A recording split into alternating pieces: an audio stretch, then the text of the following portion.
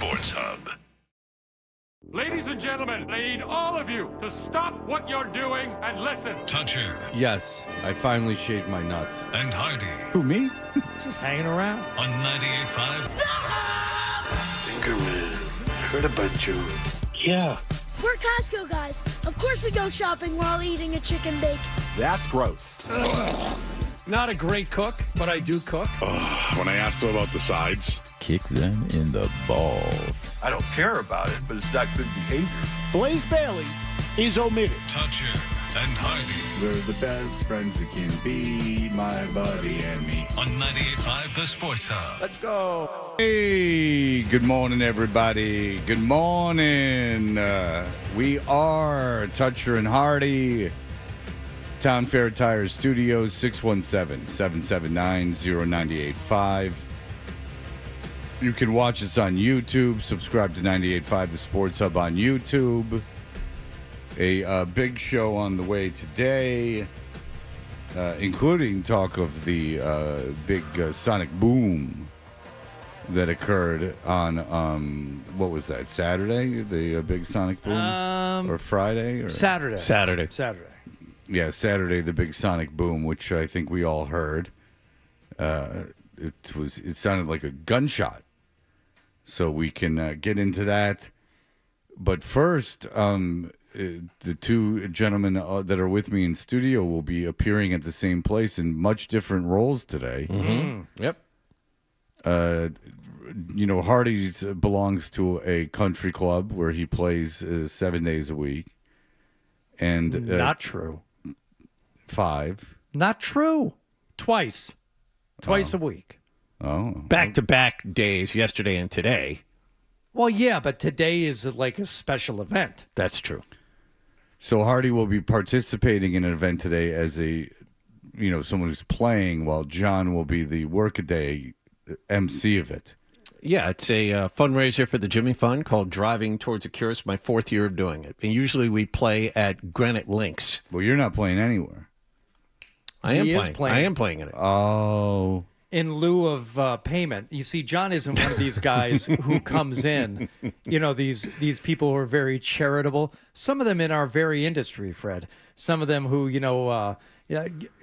seemingly give of their time and expertise in hosting events and auctions, actually get paid for doing those things. John's not getting paid. No. In lieu of payment, he will play golf today. Oh, so he's taking up a spot that could have been paid for. Yes. Yes. Yeah. Okay, so he is So being they're paid. paying him twice, really. Yeah, so they are paying him. Yeah, and Because- I would assume these foursomes are not cheap for this event.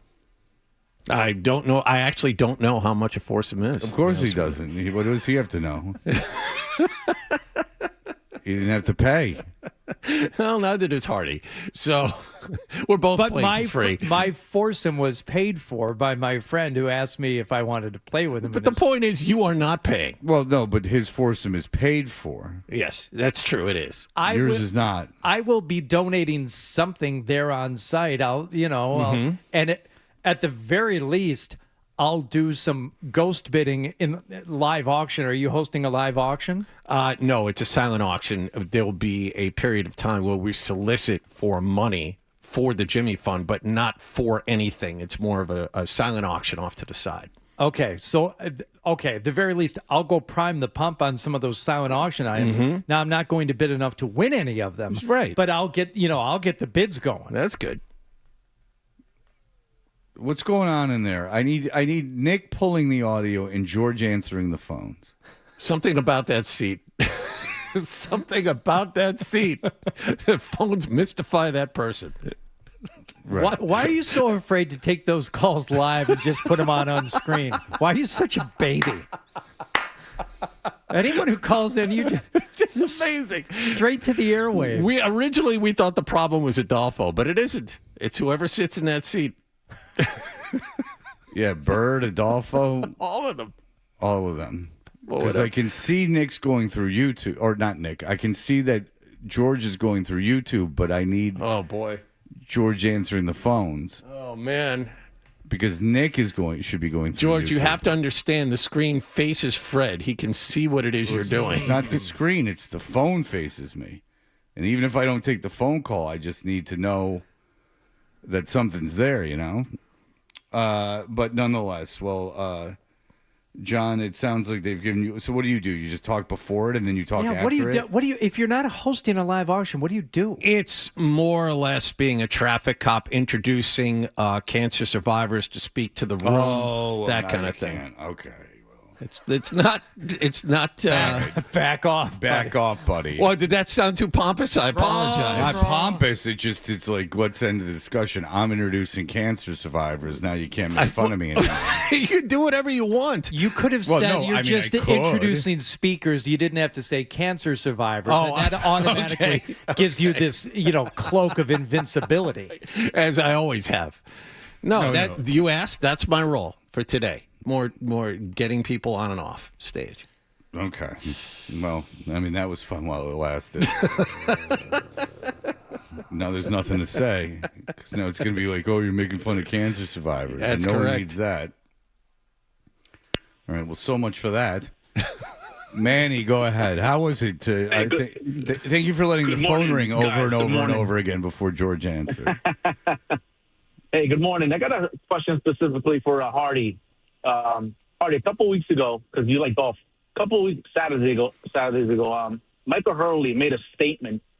I guess he loves golf so much. He said he plays golf that it's so cold outside that he brings a drill bit and a drill to drill a hole into the ground to put his tee on. Do you do that, or is he just talking radio?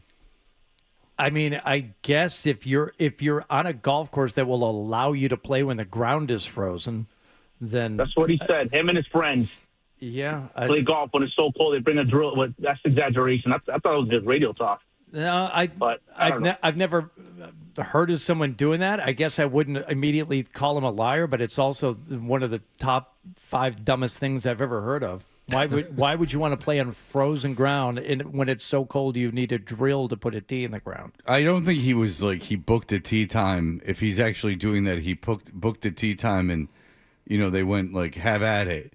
That, like you said, I don't know what course would be open when the ground was so frozen that you couldn't put a tee into it. That seems like drilling into the ground in the tee box would be not great for the repair of the course over the off season. That's, I mean, the main reason why courses close. It's not because of like snow or weather. It's really, really bad for the grass. If you're walking all over your grass when it's frozen in the winter, like I have to with my dog, you see the grass gets killed, literally. And it gets mangled when you're walking on it when it's frozen. So that's why golf courses, I think, don't want you out there when the ground freezes. It's really bad for the grass. Well, I played golf on Friday for the first time in forever. Oh, how'd your day go with Bob? I played with the retired Bob Bronson, and I played. And he, his whole thing is he wants to move to North Carolina. Like they're going to put their house on the market this summer, and he's got a lot of friends down there. I think one of his kids is down in North Carolina, so he's doing good. He's got a plan and everything. He's got a wife that he loves and all these things. He must be really good at golf. No, he's atrocious. That's the thing. Well, if he's planning on atrocious. devoting his retirement life to the game that he loves, and he's going to move geographically to a place where he can play, he must be able to get around. I mean, the first time you played this year, he must have beaten you. No. Okay. No. Oh, much worse than me. Well, you don't even like golf, Fred. No, not as much as Bob. And it was interesting because he talks about golf like a lot. Like he talks about it a lot. I don't know how much he plays, but he talks about it a lot. And like he's got this whole thing. And then he's worse than me. He must. Well, okay. So you must have played pretty well. Did he like barely break 90? What did he shoot? Like 88, 89? Well, I played fairly well for not having played in a long time, and I shot 104, and I would guess that Bob shot 170. Oh, man.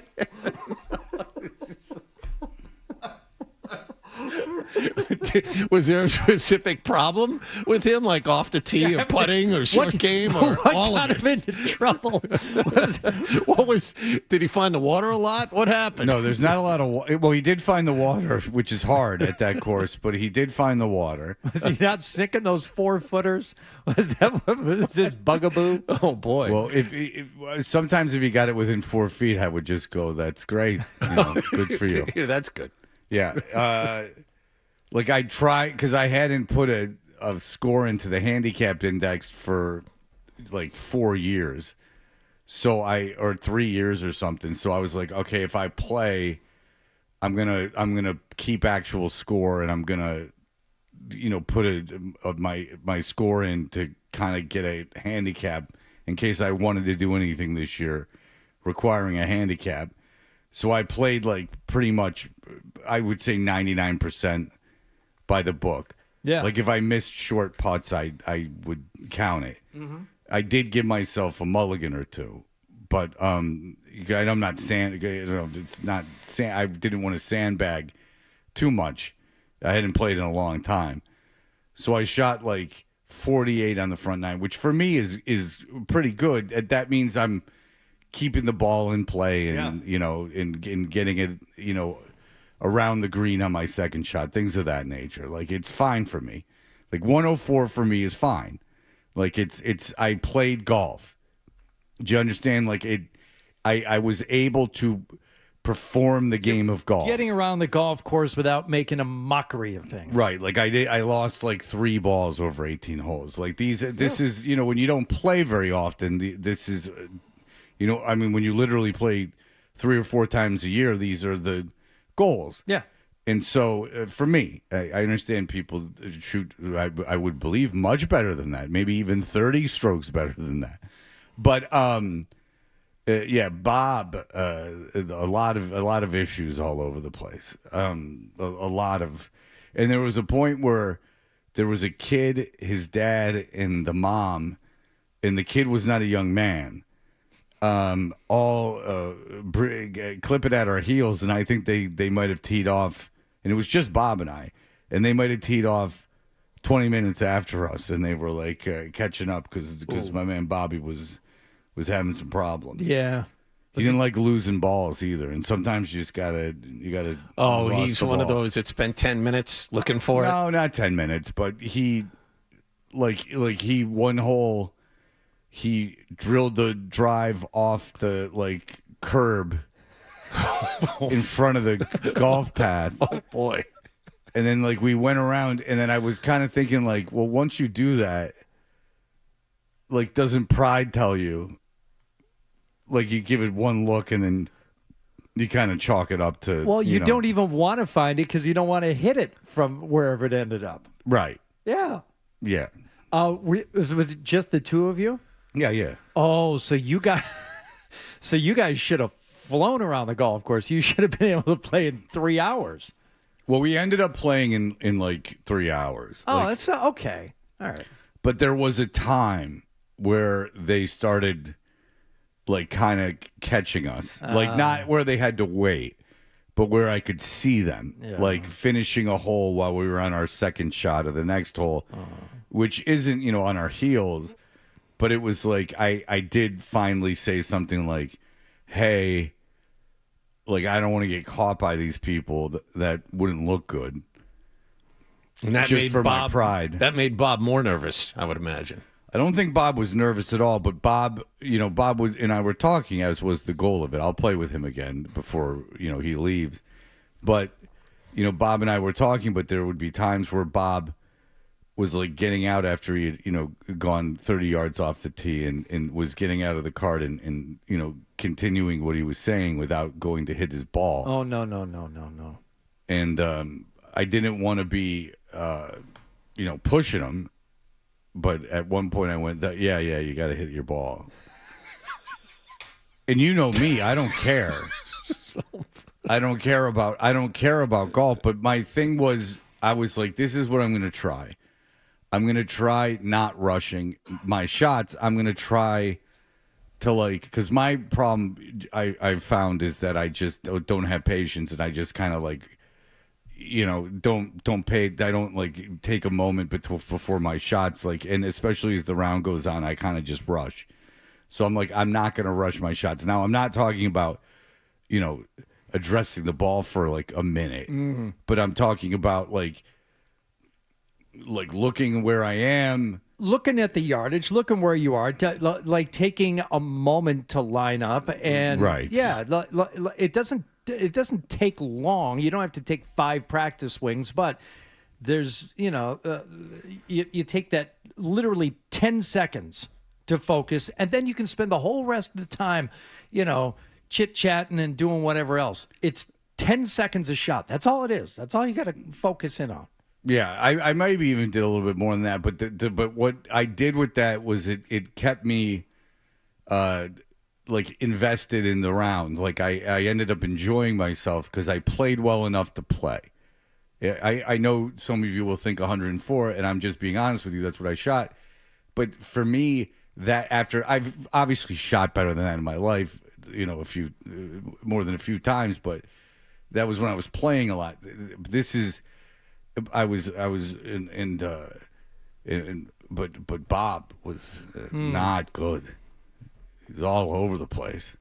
He's a delightful guy, and I like him very much. But did you check out those pickleball courts over at your club? I know you're not there a lot. I mean, were they in use? Are people out there? There were 2 guys playing tennis in their tennis whites. We have to. I think they might make you wear whites. Oh, really? Okay, like Wimbledon. Right. I don't know if they make you wear. I've never played tennis there before, but I have still never been in that indoor facility at that club. Never. Damn shame. And I was going to have someone meet me for dinner after Bob and I played. Because, Bob had to get back to, he lives in Andover. He had to get back to Andover. And I was going to have someone meet me dinner. And I was like, I've been here long enough. I don't want to have dinner here too. No, that's a long time. Yeah, I don't need to be here that long. I went down on Saturday. Fred, you can probably relate to this. I was at a Christmas party just this past December and met a few guys who play pickleball. So I started playing pickleball with these guys. You do things like this. Meet someone at a Christmas party and then start meeting up with them for activities and social things. Yeah, I'm right? really good at it. I'm so good at making plans and making connections. Yes, I can relate completely. Okay, so I only knew the one guy whose house the party was at, but the other 3 or 4 of us, we all just met and we're like, yeah, let's get together and let's be pickle pals. So a few times we met up and we met at 11-0. Which is the indoor pickleball place down in Foxborough. It's really nice, okay? Nice spot. And they had booked a court. Originally, they're going to book a court for 8 o'clock on Saturday morning, which I would have done. But they said, no, 9. I'm like, oh, that's better. I can actually get up and, wake up a little bit and get down there.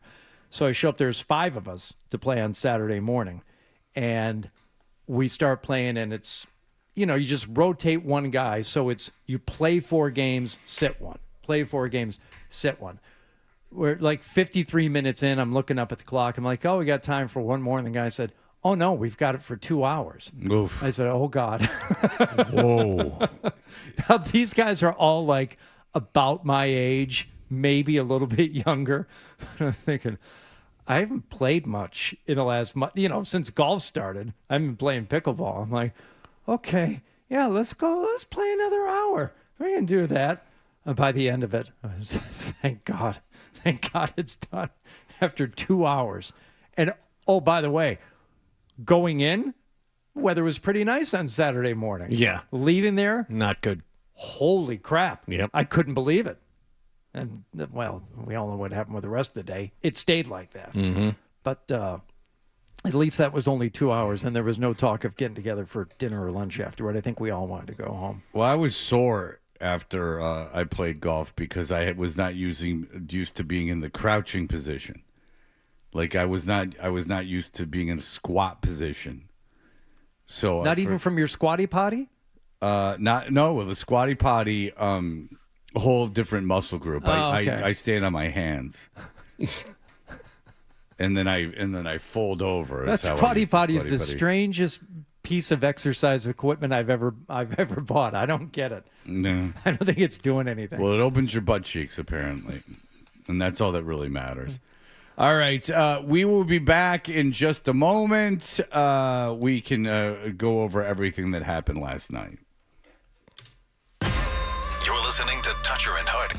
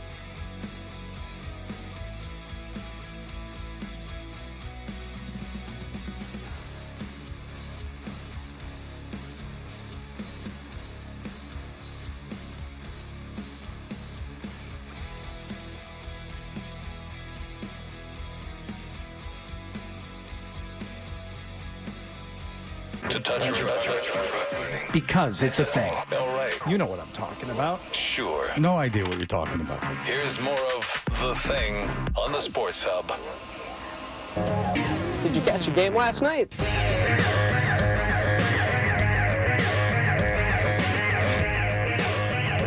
Hey, we are Toucher and Hardy. What happened last night's brought to you by Leonard Transplant Associates, where your hair doesn't have to be a game of what happened. So change your lettuce and change your life with Dr. Matthew Lepresti at 1-800-GET-HAIR. Hardy, what is going on, if I may ask? Well, I don't want to pile on here because I know there's a lot going on in that back room today with, the Adam 12 being gone and stuff. But in terms of like what happened last night, the Charles Schwab yesterday, guys, it went into a sudden death. I mean, we should have highlights from the final round for at least 3 or 4 of the players, not to mention each shot in the one hole of sudden death. I had kind of planned on leading with that, but I wish you were in a sudden death tournament where there was no sport. It was just death.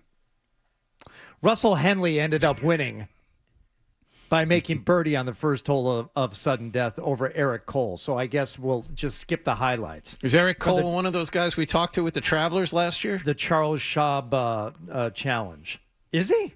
I don't know. Do we have Eric Cole on? I seem to remember we had Eric Cole on. We did talk to Eric Cole last year. Mm-hmm. Look at Wallach at paying the Travelers. Attention. Yeah. This is what his brain does when it's not coming up with ideas. He remembers random PGA Tour players. That was he was like the one guy we got. Very small, waifish gentleman. Yeah. Yes. Yeah, he was adorable. He was a cutie. Okay.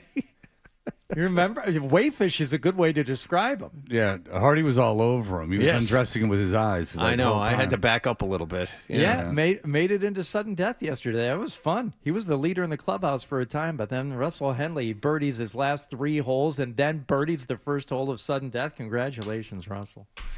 All right, Red Sox, fine. Well, let's go to the whoever the hell they were playing. The Cleveland Guardians. Thank you. Swinging a high deep drive. He cranks this one. That is way out of here. Another one for Duran. What a month of May. It should never end for him. That's his 10th home run of the season. 9 of them this month. 1-0 Red Sox.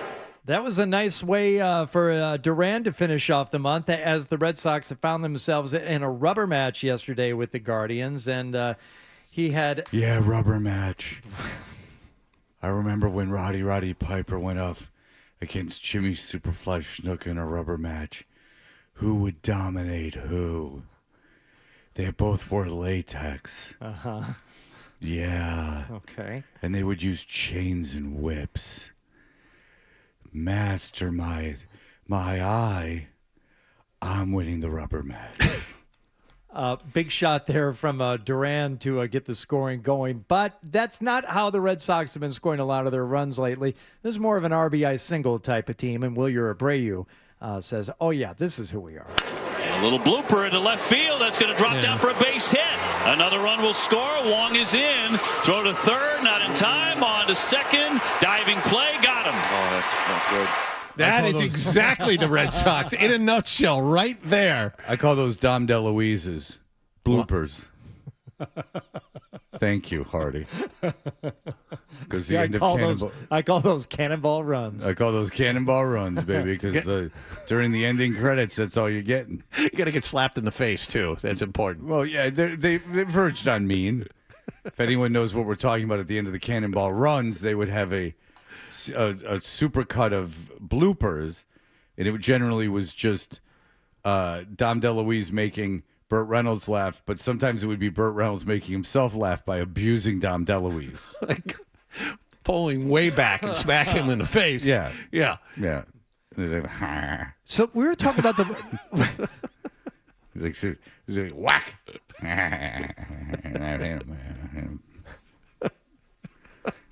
Is that your Burt Reynolds? Yeah, I didn't say I could do it. I just that's it. Yeah, go. Look, Norm Macdonald did it. I'm not trying to upstage that. Did we? We had the blooper reel conversation like a week or two ago, and we were trying to determine whether or not Cannonball Run was the first movie to do it. I went back and looked. It was the one thing I saw said no. It was the Peter Sellers movie Being There, which I think everyone. If you ever take a film class, you have to watch Being There. Have you ever seen it, Fred? No, my problem is that everything that you ever read that features Peter Sellers is what a despicable human being he was. No, I haven't read any of that. Oh, was he not a good guy? Oh, like a terrible guy. Like, and I obviously have never read like a Peter Sellers thing. It's like anytime he's ever even loosely mentioned in anything, it's just how he's the worst. Like, just the worst guy. And then when you hear that, you go, well, this is the way I think is like, I'm like, okay, he's the worst guy in the world. You know, people say he's extremely talented, but like when I hear you're the worst guy in the world, like I expect you to be like De Niro, like you know, like the greatest. And then when I see it and it's not the greatest, then I'm like, yeah, Peter Sellers. Yeah. So no, that's all. I know more about him as a human being than I do anything that he's done. I'm not sure I've ever seen an entire Peter Sellers movie. I know people love him. Oh yeah. But no. All right. So more RBI singles from the Red Sox. Hey, we'll take them. Line drive and a base hit of the leaping Bazzana. 1 run in. Here comes Duran to score.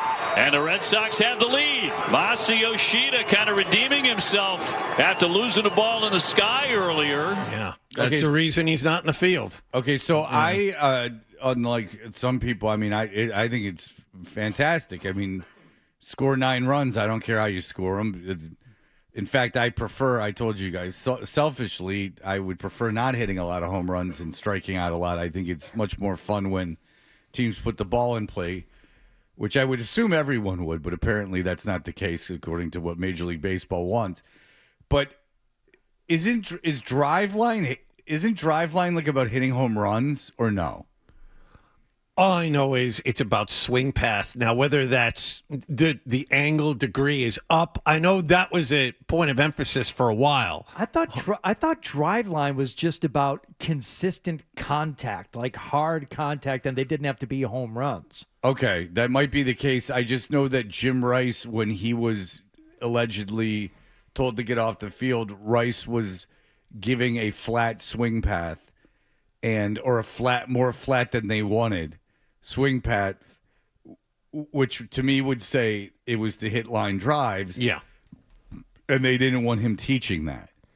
So, because John is correct, everything that they've been teaching is they want you to elevate the ball. They don't want, and it makes sense for some reasons, like, you know, now that infields are playing up the middle, like it's very, I know you can't cross second base, I'm aware, but you can get very close. So, you know, those base hits up the middle are no longer really a thing, but everything they had been teaching in the major leagues was like almost an uppercut swing. I know it's not technically an uppercut swing, but was to elevate the ball and try to hit home runs. So if Driveline is indeed teaching this style of baseball, then I will give Driveline credit because, you know, they're at least embracing it. I don't think that was the plan going in. My thing with the Red Sox is this, and they scored 9 runs, and that's great, and I don't give a S if you hit 0 home runs. If you score 9 runs, you score 6 runs. Who cares? But, again, if the whole modus operandi is teaching a certain way of playing baseball, and then they had to pivot in the middle of the year, then the way that they've decided to play baseball doesn't work. Anything you have to pivot off of, you're not buttoned down anymore. That's all I'm saying. That was the rumor surrounding Caleb Durbin, who has had a very good week after just a terrible season. Apparently, he met with other guys who looked at his swing and changed it, and it was a whole thing a few days ago. We talked to Karen about that, is that that Durbin they had screwed around with and that it had ruined him. So, and whatever all I know is this, is if you have this one uniform way of doing things, in that this is the way we are going to teach guys to hit, this is the way that these are the qualities in hitters that we're going to look for.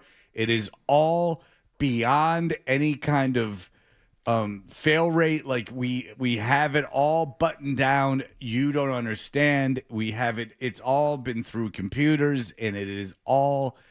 It's here, and this is how you win baseball. And then it doesn't work, and you have to pivot halfway through the season. That's a human decision. That's getting rid of everything. Now, if the Red Sox go on and win, 100 games, that's a credit to the Red Sox, but a credit to a human decision. It's not. Then you are pivoting from the whole analysis and way you do things. So the way you do things, then by definition, doesn't work. This is just what I'm interested with them. Like, again, if we want this type of player, we want to teach him this way. Well, that doesn't work. You can't do that anymore. That's all. Proof is in the record. It's well, not the whole working. point is that if everything is analytics and everything is, you don't understand the success rate of this is, 68.2%. Well, it's not 68.2%. And once you give it a big enough sample size, if it's not matching those numbers, then it doesn't work. Right. And so if you had like an Earl Weaver type who was just like, I look for guys with piss and vinegar, and then then you're like, okay, what, vinegar? What you making, douches? Cocktails. All right, very You mentioned Durbin. And a shot. That's fair down the line. Red Sox keep on swinging. Yoshida is in to score. Kiner Falefa rounding. He's going to score two. No throw home. All the way down to third. Durbin. Yeah. Hits in his last 4 games. You heard Raised his average to 183. You heard Falafel scoring there, and he had a couple of hits in the game. So there you go. How bad was the lineup yesterday? Falafel hit 5th. Durbin hit 6th. That's how bad it was, because Rafaela and Contreras did not play yesterday. Those are 2 of your top 4. This lineup over the last month has been kind of like a little league lineup where you stack all your best hitters at the top to make sure they get most of the at-bats or more at-bats than anybody else.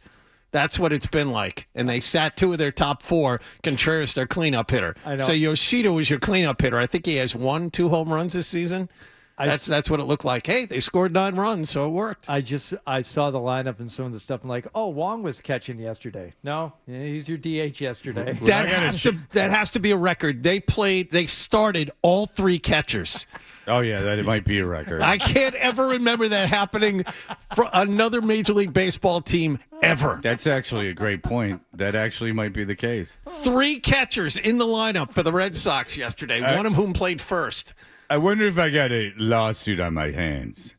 Looking at the box score, our Suarez started the whole affair. Oh, yeah. No. Forgot about that, yeah.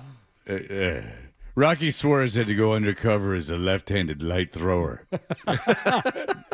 Lost a little bit of the fastball. Now I had to work a little harder at things. Yeah, but there was a lot of distraction up there with those 2 big melons. So the Red Sox end up scoring 9 runs yesterday in the 9-4 win over the Guardians. And next up, they will play the Orioles tomorrow. First of 3? Sure. All right. Well, 2 very disappointing teams there. All right. So we will be back in just a moment with more of what happened last night. Here are the headlines. Sports Hub headline.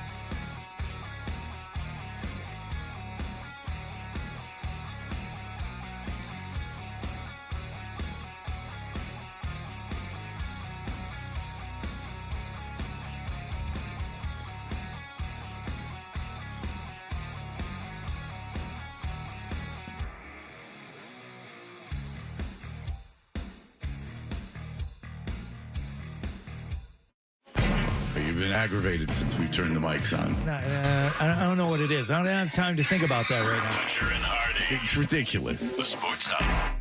We had a big Game 7 on Saturday night. Did you watch the Spurs and Oklahoma City Thunder there? I know. John's over there nodding. Yes, John. I know you watched basketball on Saturday. No, I did not. I went out. I actually went out. I was doing things around town. Really good game. I enjoyed watching that one. I did not enjoy watching Chet Holmgren. I was unaware that he played as I was watching it until Man, 7 feet. Very tough to disappear if you're 7 feet. Unbelievable. Yeah. Unbelievable. The no-show by Chet Holmgren. He was asked about what he can learn and what he can take away from the loss. It hurts a lot more, stings a lot more when it culminates in the loss, obviously. So there's no kind of running some improvement. I always. Okay, he's a man struggling to speak after he's shell-shocked coming off the court. How many shots did he attempt in the second half, John? I think 1. He had 2 for the game, 4 points, 4 rebounds in 33 minutes. And it was really striking that whenever he got the ball and turned and saw Victor Wembanyama, he immediately passed back out of there, didn't attack the basket at all. Again, he's 7 feet tall. Then he was scared.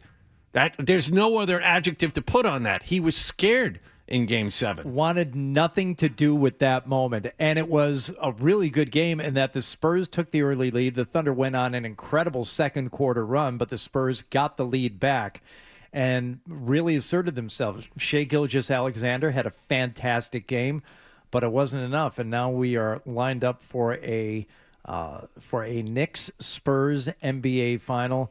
And watching the Spurs, I know these two teams got beat up. And I know that the Spurs are still dealing with some injuries, but watching Wembanyama and watching the way he got assistance, especially in the third and fourth quarter of that game, it's tough for me to pick against them right now with any team. And yes, the Knicks are included in that. I don't know how you look at those two games. And right. you see nationally a lot of the same sentiment. It's like, oh, it's a great story for the Knicks and even the Knicks fans. And we've talked about it, how the national media seems to be, this big collection of Knicks fans. Even they are having trouble picking the Knicks in this series right now. Well, everyone had Oklahoma City in this last series. And, even in the Game 7 in Oklahoma City, it wasn't San Antonio's time. They still had Wembanyama needs another year or two before they make that next step. So I think the NBA's got to be very, very pleased with what's going on because, you have the Knicks, obviously, Yep. which is a huge deal. And then you have most likely the new face of the NBA, even though he's very tall. And that is generally not – the face of the NBA is usually not a kid this tall. But nonetheless, this is going to be if the NBA is going to get high ratings, this is going to be the finals that does it. They split during the regular season, but the get-in price for Game 3 continues to fascinate me for Madison Square Garden. The price has gone up again. It's now over $4,000. This is for the back row of the upper bowl. Over $4,000 for one ticket to Game 3. I can't get over that. I understand with New York it's a little different. You're not paying just for the game, but you're paying to be seen and prove that you're not in the no 300 level. No. You're paying to be seen in the front row. Not even in the second row. You paid to be seen in the front row. You're obvious. What you're saying, I guess, is you're paying just to say that you were there. Yes, to be part of the scene. Right, but yeah, don't have any kind of idea that you're part of any scene when you're in the upper deck. Now, I was talking with my dad yesterday. My dad's been a Knicks fan forever, and he was saying it's actually cheaper to get on a fly to San Antonio, stay in a luxury hotel, and pay for a seat in the upper bowl to go to one of the Spurs games. It was strangely not very cheap to go to San Antonio either. And I don't know if that's because the Knicks are in town. I mean, San Antonio is obviously a good basketball city. They don't have anything else, and they've have a history of being very good. But I saw, just in terms of get-in prices, I understand that floor seats, which I question if they're actually available, again, because the Knicks seem to handle those things, in a way that it's like what is it called, a caste system, where it's based on your worth to the world in their eyes that you get this. And I also would imagine that if you buy season tickets on the floor to Knicks games, there has to be a pretty strict resale situation when it comes to playoff games. Like, I don't know if they just let you willy-nilly go around and resell those tickets. I don't know if that's just a guess of mine, is that if you pay whatever, $300,000 a ticket, $400,000 a ticket to sit courtside all year for the Knicks, that they just let you turn around and resell them whenever you want. But what do I know? Because what if you sold them to a total maniac? Like, what if you sold them to like a convicted? I'm not joking around. Like someone like on the Epstein list that was like, and then the whole talk of Madison Square Garden during that game is there's this like guy that was like on the Epstein list that's sitting there. That's it's an interesting proposition, because let's say you get a sweetheart deal. Let's say you're Spike Lee and you've been doing it for years, and they're charging him $5,000 a ticket for 41 games, right? Mm-hmm. That's a couple $100,000. Mm-hmm. Even Spike Lee, with all of his money and accolades, has to think to himself, I could pay for my, season ticket package for next year if I sell my ticket for one game. One game. Yeah. But you're right, Fred. There's got to be some stipulation. It's like, hey, you can't do that. Well, that there are places where you can't buy tickets if you're from certain markets. Like they do that on secondary markets. And if they can do that, then I'm not positive. I just would find it very hard to believe that if you have, again, these are, the most coveted tickets in sports, courtside to Knicks games. It's become bigger than in LA. Like LA doesn't have that kind of thing going anymore. This is it. It's courtside at Knicks games. Timothy Chalamet. You know who's there.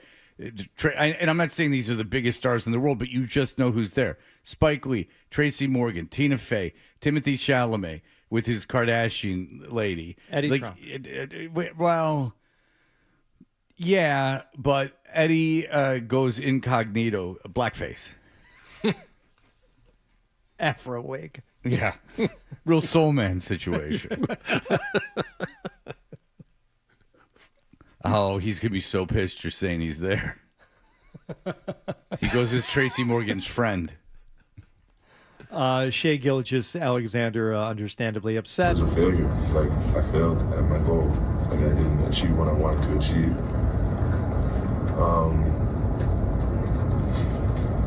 But through my experiences, I learned the most about myself, and I make the greatest amount of increases I have in my career. So he learned a lot. Back-to-back MVP. I don't know that he got better this year. He was pretty good to begin with. Yeah. It's his favorite season. You know what he said after that? He goes, "This has been my favorite season." I was thinking about that. I wonder if he's going to start going on Twitch every day now. Just real quick, and then we'll break. I actually want to talk about that real quick. Just Celtics fans that are like, super Jaylen Brown didn't do anything. What if Shea Gilgeous-Alexander just said, hey, in retrospect, it's my favorite season that we've ever had. And by the way, they made it to the finals, Game 7 of the Eastern Conference Finals. Like, if he just went right there, like they didn't blow a 3-1 lead in the opening round. No, no, they were a favorite in this series, but I don't know if anyone was like, going like, this is the craziest thing that's ever happened in basketball that San Antonio won. And again, they did make it to Game 7 of the Eastern Conference Finals. Just for comparison's sake, what if you heard him on Sunday, yesterday, he went on a live stream and said that was his favorite season. I mean, you would go, huh? But for some reason, some of you Celtics fans, when it's Jaylen Brown, it's no big deal. You know, when it's Mike Vrabel, it's no big deal. When it's Bill Belichick, it's no big deal. When it's your guys, it's no big deal. Correct. You don't or you don't care. Who cares? Yeah. Nobody cares about that. Yeah, no one cares. No, you love the team so much and are such a child that you can't. Like you want to wish everything away. You will overlook anything that could possibly have a negative connotation and say, no, I don't care about that. I care desperately about everything else unless it's even just got the hint of impropriety, and then no one cares. No one cares. Right. I don't. Not only do I not care, no one cares. Right. Yeah, this is all. No one I know cares. I'm above all of this because all I like to do is spend every night of my life watching people play sports.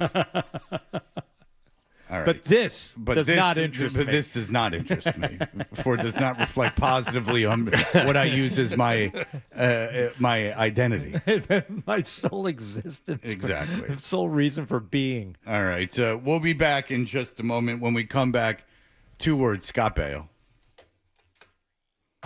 Toucher and Hardy, 98.5 The Sport.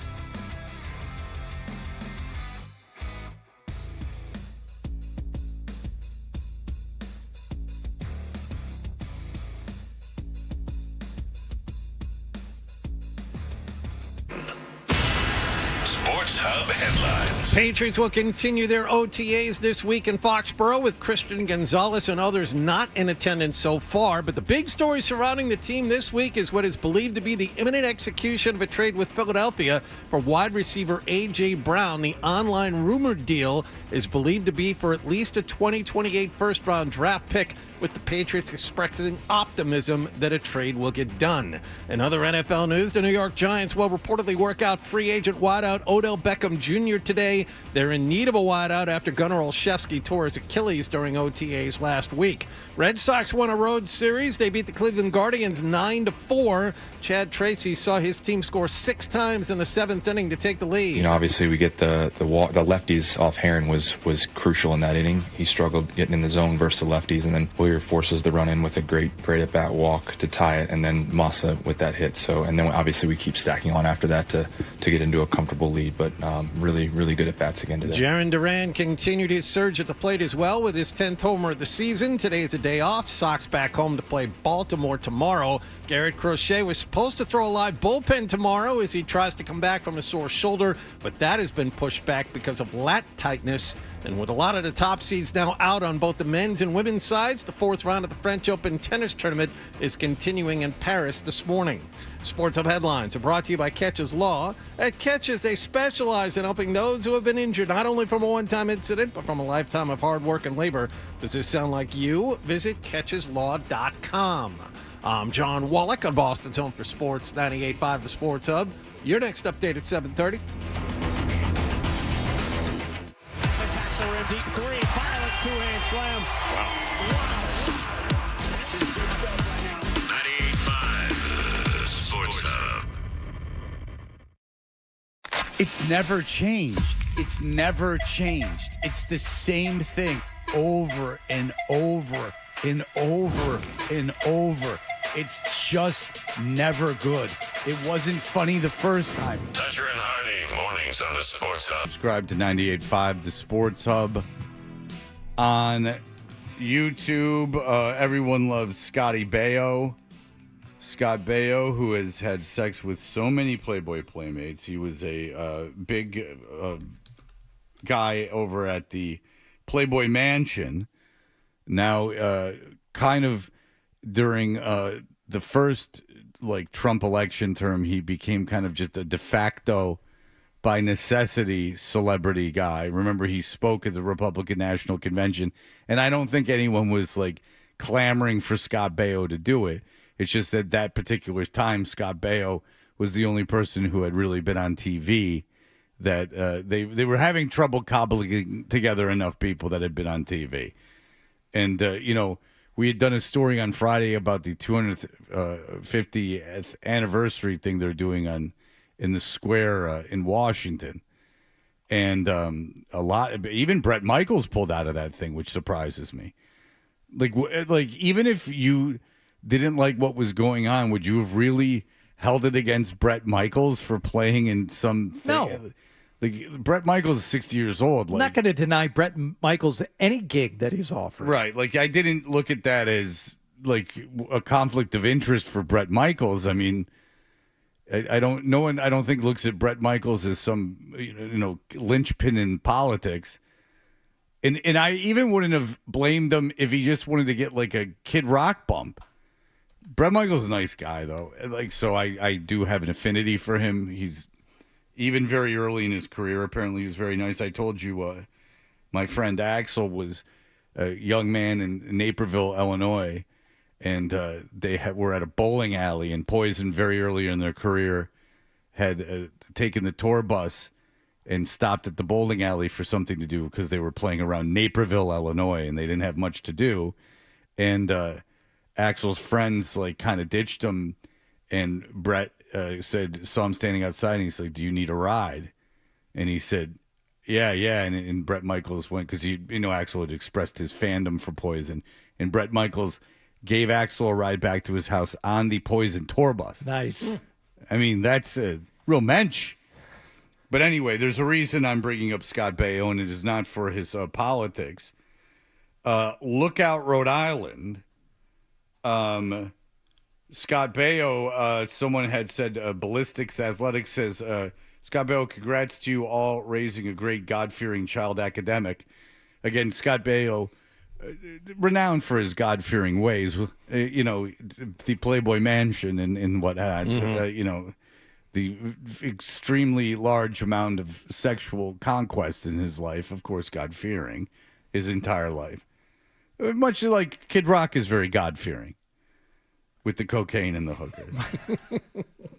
He dated, by the way, Kid Rock dated Brianna Banks, the porn star, for a long time. So Really? Yes, while she was active in the porn industry. So God-fearing, very conservative values. God-fearing child academic to an athlete. So Scott Baio says, I guess his daughter is BB. BB had 33 colleges following her and offers, however, with the new NCAA D1 golf rule, you can only have 9 players instead of 14. That can change a lot of things. Also, finding a good fit with the major is important. She wanted a smaller college. And Providence College also has hockey. So his daughter will be matriculating at Providence College. Proper use of the word. Yes, thank you. She will be matriculating at Providence College. And Who said that last week? I don't know, but I've done that. Adolfo? Yes. Yes, it was definitely, if you had to guess.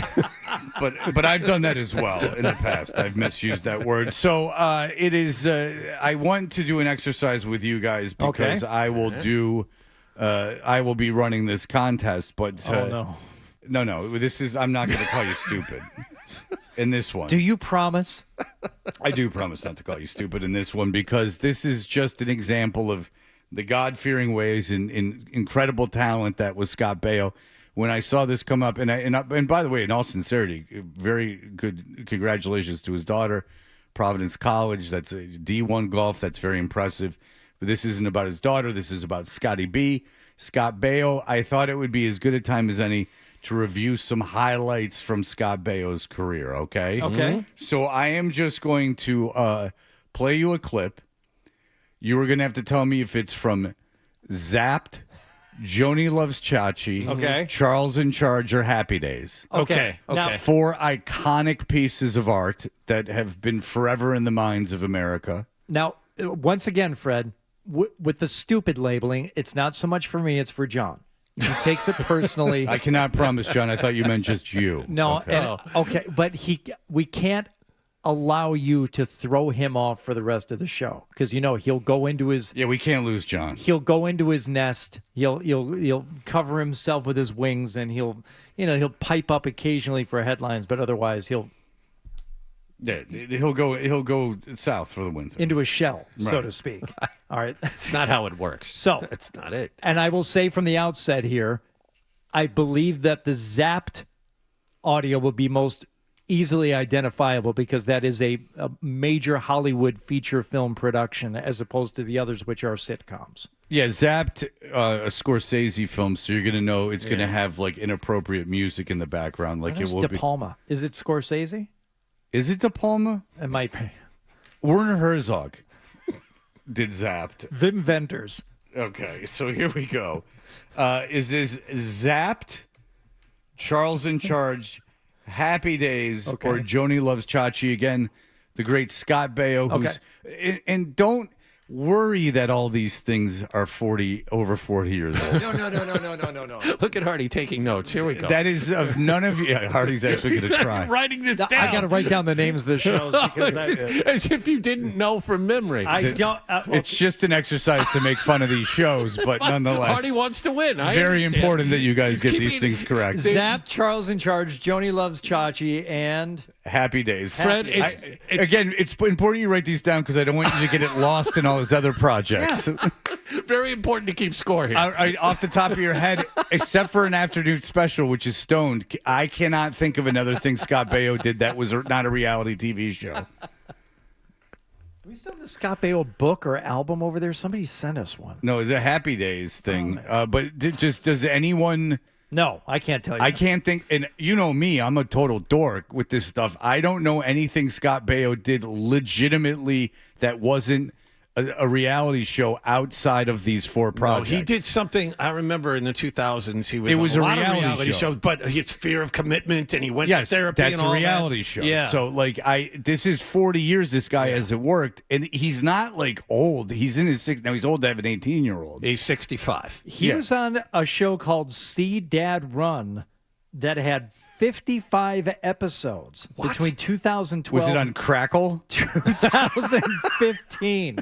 Roku. Well, there's Right no next way to the that was NYPD Blue Channel. That's like something for like No Joke Crackle or something. Like on a Christian channel or something? Yeah. That's got it. Like, which is so funny to me. Like, he's the Christian guy. Big Christian. Premiered on Nick at Night. Okay. Yeah, it was a Nickelodeon. Yeah, fair enough. Yeah. Listen, he was working. How long ago was that? 14 years ago. Okay. So he was working in his 50s, so you can't fault him for that. All right. Is it Zapped, Charles in Charge, Happy Days, or Joni Loves Chachi, the great Scott Baio? So what's this all about? Saturday night. Dinner and a flick. We'll have a blast. Cut the crap. You know I'm going out with Robert Woolcott. He's pretty law at T-Winkle College. Why should I go out with you? Well, I'm pretty rich, pretty famous, and pretty powerful. You act like preschool, and that's a little immature for me. All right, so now here comes the dramatic music. Don't let this throw you.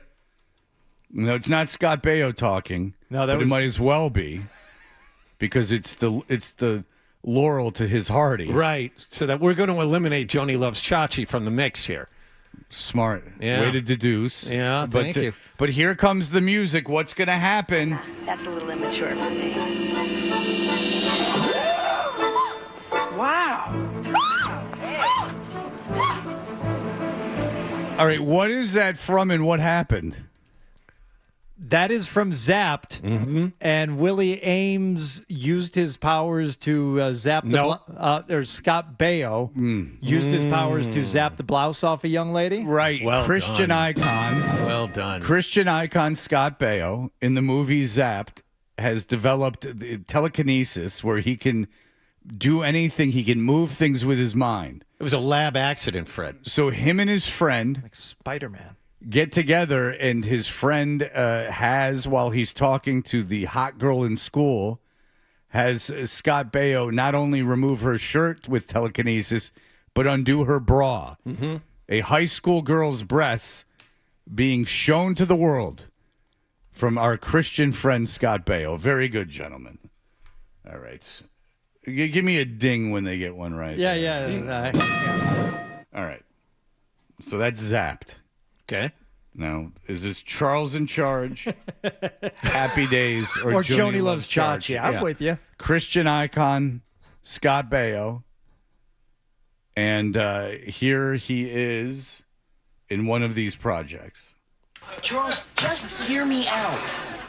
Now, I know that I've always been an underachiever. Oh, no, don't start that again, buddy. Every time you want something, you tell me you're an underachiever. But it's true. I've always been an underachiever. When I was in high school, we had this big masquerade party, and we were supposed to come as the singing star we'd most like to be. Charles, I came as Frank Sinatra Jr. Right. Okay. Now, there is a tiny clue in there. Well done. What would this be? What could it be? I'm going to say Joni Loves Chachi. Yes. And I will tell you this. Remember, we played the clip from Zapped where Willie Ames gets the high school girl's breast exposed. Willie Ames, very famous for his role as Bible Man. He was a superhero called Bible Man. Oh. So both Willie Ames and Scott Baio, who were the Laurel and Hardy, were the were the Burns and Allen of their generation. Both devout Christians in a film where a boy used telekinesis to grow weed and show high school girls' breasts. Now, also Willie Ames, who I thought was in Blue Lagoon, but was not. Well, that was just the whitey fro, an early 80s blonde whitey fro. Right. But apparently, under just a quick research here, he and Phoebe Cates starred in a movie called Paradise, which was widely viewed and critiqued as a desert-themed knockoff of Blue Lagoon. Again, very Christian in its use of graphic sex. All right. By the way, later in that episode, Buddy, of course, fails at watching the children. Sure. Yes. Chachi returns at some point and rectifies everything. All right, is this Zapped, Charles in Charge, Happy Days, or Joni Loves Chachi? And if you can, tell me what's going on. Okay. No wonder we can't be friends. We're friends. We're not. We're friends. What makes us friends? I say we're friends. That's the point. What's the point? That's how you decide everything. I say we're friends. Franz, I feel like a sidecar on your motorcycle. Chachi, I do not treat you any differently than I treat anybody. Well, no, it could be Joni Loves Chachi or Happy Days. That's exactly what I'm talking about. Well, what would you like me to do about it? Friendship works both ways, Franz. Yeah. You always give me advice. Just once, it would be so nice if you asked my advice about something. About what? Girls, for example. All right, I lost my head. About business down at the garage. About problems with the kids at Pat. I got it. About what flavor ice cream you should get, Franz. Anything. Yes, you're right. I'm right? That's right. I just said you were right. Yeah, it's not easy for Fonzie to do. He has to admit that he was wrong and that Chachi was right. What show is that? That has to be Happy Days. Must be. All right. Yes. Where were they talking?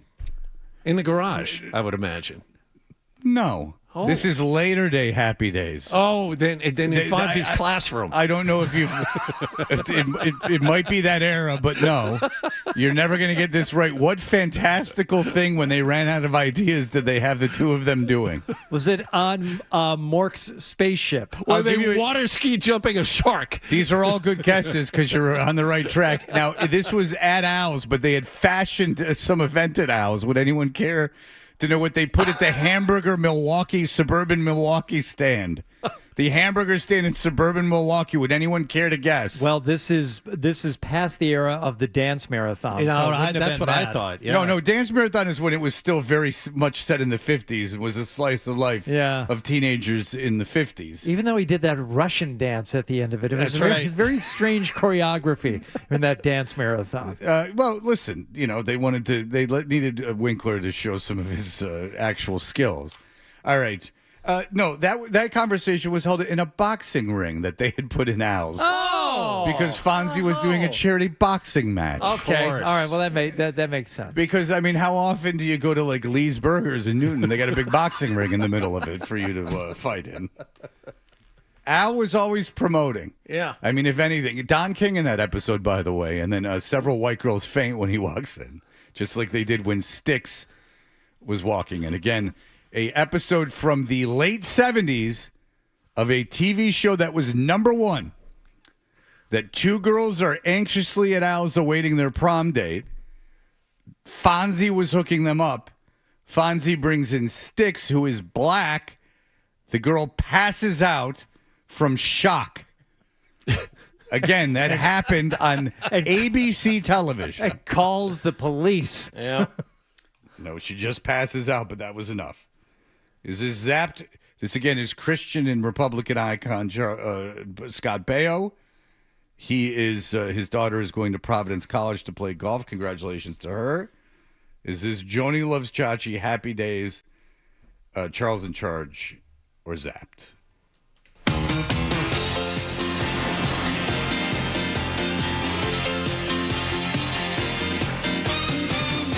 So excited.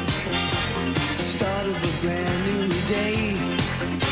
The sun couldn't shine much brighter, 'cause everything is going our way. Now, it's not Led Zeppelin. It's a cover of a Zeppelin song. So just so you know. Okay. Something good is growing. In your pants. We're rolling, we're not slowing. Ever since you came around. Looking good, feeling fine.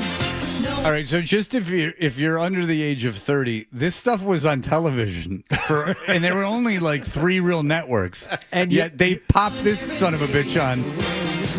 So here were your two choices: read a book or watch this. So there's 21 hours of primetime television a week. Yep. 21 hours of primetime television a week, and then there was 3 networks. Not a lot of time to fill. I got you, and you got me. And this is not a talent show. This is a sitcom, a 22-minute comedy show. And that would be, of course, Joni Loves Chachi. Is that the theme song, or is that like a regular episode? Oh, no. Would That you was like to just hear- content. Would you like to hear another regular episode? Oh, my There you God. go, Angel. Thank you. All right, what's your name? Joni. Joni, is that with a Y or an I-E? Oh, look, this isn't really what it seems. You see, my Uncle Rico! Uncle Rico, you see, this is just public relations, all right? He'll explain it to you. All right, so they did have dialogue as well. But there you go. You guys did great. So there you go. Congratulations to Chachi's daughter.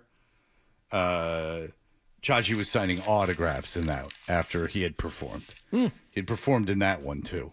Chachi had become a big Superstar, yeah. Well, he was, in the Milwaukee, Right. dance scene. And Not then as big as like Jesse and the Rippers, but okay.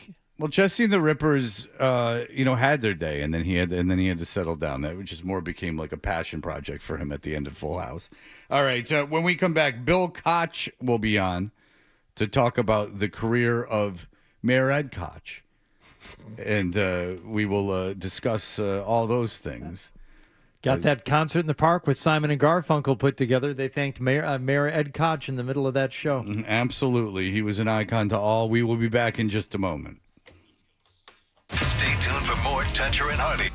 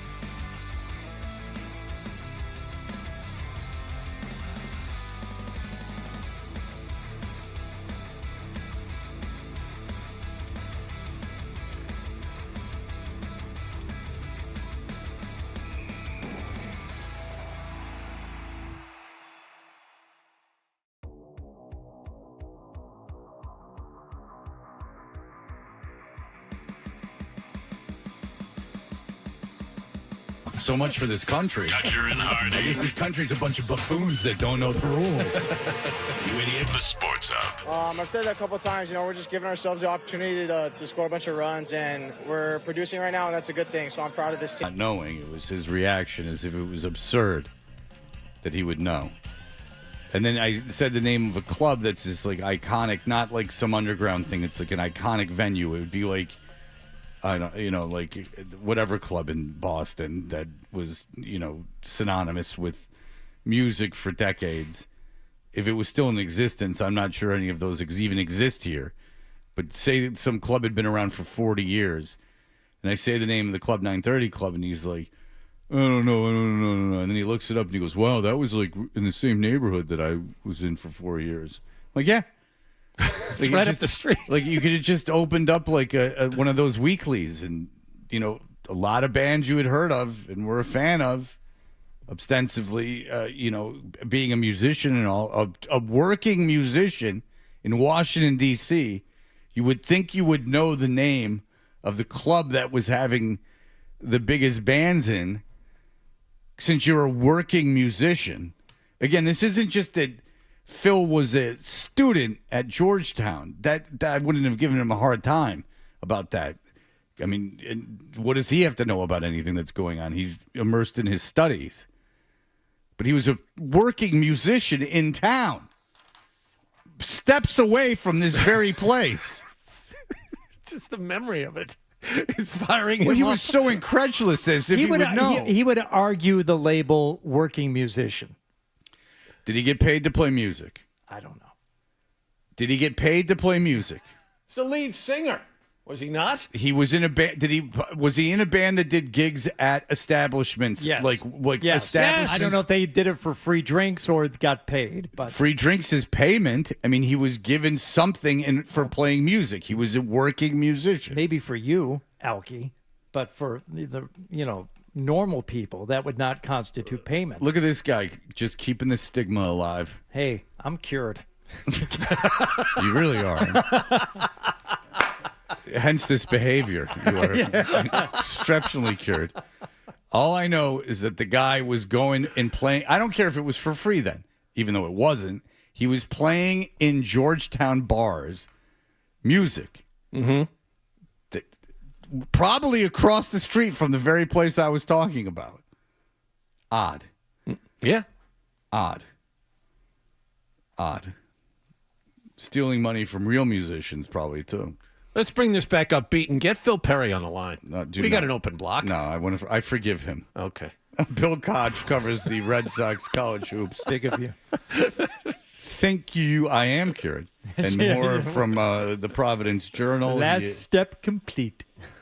Well, hey, man, that never ends. All right, Bill, thank you for joining us, sir. We appreciate it. How you doing, guys? Now you got me thinking of live music venues when I was living in Boston, and I'm a little terrified to be quizzed. I got to be honest. It would be like, what was it, like the Rathskeller? Like, I don't know, like, whatever club was synonymous with, like, Boston music. I didn't live here. Is it the Paradise, Bill? Yeah, yeah. At the time, it was Paradise, Middle East, and Mamakin was still open. It hadn't transferred ownership yet to House Right. Blue. All right. Let's say the Middle East or the Paradise. Okay, so let's use that as an example. So that would be like if you went to college here and you in Cambridge. You went to college in Cambridge and you played Cambridge bars, but you didn't know what the Middle East was. And I would make an argument that the 930 Club is a bigger venue than the Middle East. Put it that way, it's tough. It's tough to defend. It's impossible. I'm not a psycho. I don't get on people like Phil Perry. It wouldn't be ingrained in my mind this much if it wasn't insane. Yeah. Mm-hmm.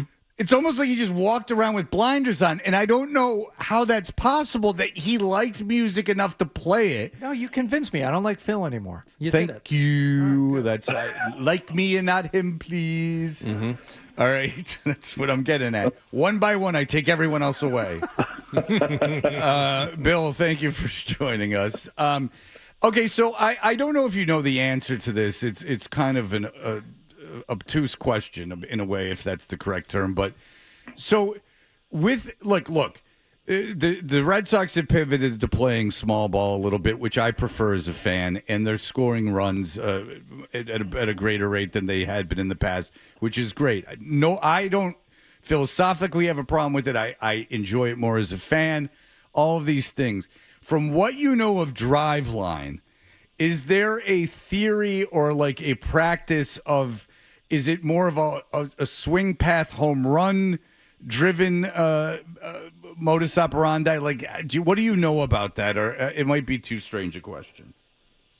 Well, so all these hitting schools that came in vogue in the late 2010s and early 2020s were all based on launch angle and hitting the ball in the air, and the thought that if you wanted to get up there and slug, you had to hit the ball in the air. Your approach had to be different. J.D. Martinez used to talk a lot about that when he came here. He was working with a guy named Robert Van Sciak, who was sort of similarly aligned with Driveline, and ultimately the Dodgers hired him to be part of their hitting department. So it's largely philosophical. Driveline just they sort of honed it using a lot more data.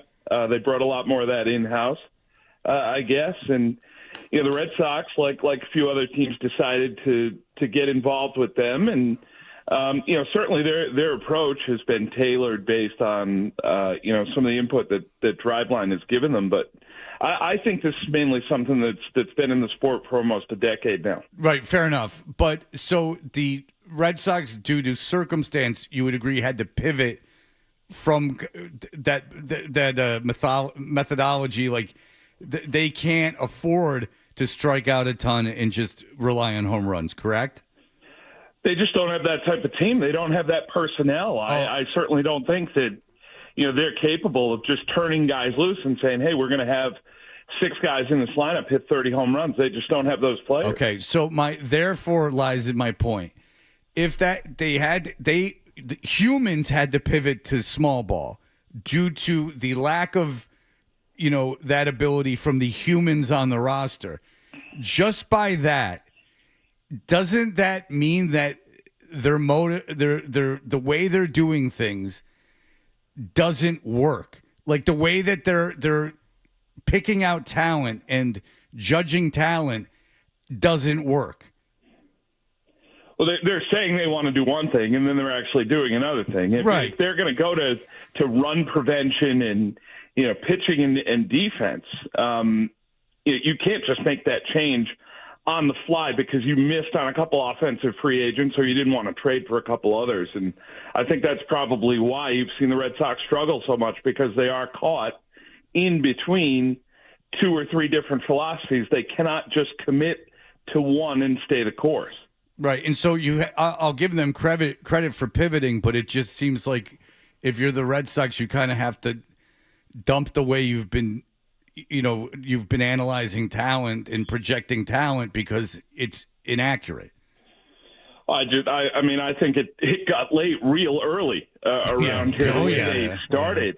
And obviously you see the home record, 9-19. It's one of the worst historical starts they've gotten off to at Fenway Park. Craig Breslow obviously feels the heat here in year 3. The fact that the window was supposedly opening last year with them making a playoff appearance, they've certainly heard the grumbling from the fans and from media that this isn't good enough, that they should be further along in 2026, that was the promise that they made to the fan base, and they know that they're falling well short of it. I'm wondering, and we asked Tom Caron this last week, and I'd like your opinion on this.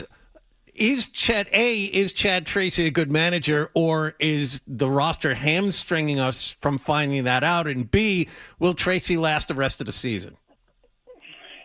Yeah, I don't necessarily know where you'd pivot it at this point. I don't think there's an established manager out there who you're just going to bring in in June or July and reset this. And, if I was a managerial candidate, I'd want to know who's running baseball operations for the Red Sox. I don't think it's a guarantee that that's Craig Breslow for 2027. That's completely uninformed for me, but you would have to figure. I mean, you'd have to figure that's at least an option, If this continues the way it is and they close the year 10, 12 games under 500 and they're out of the playoffs, you'd have to think that they at least look at making a change. And if I was some high-profile candidate to get back in, whether that's Bruce Bochy or Rocco Baldelli or somebody like that. I'd want to know who my boss is going to be before I signed on.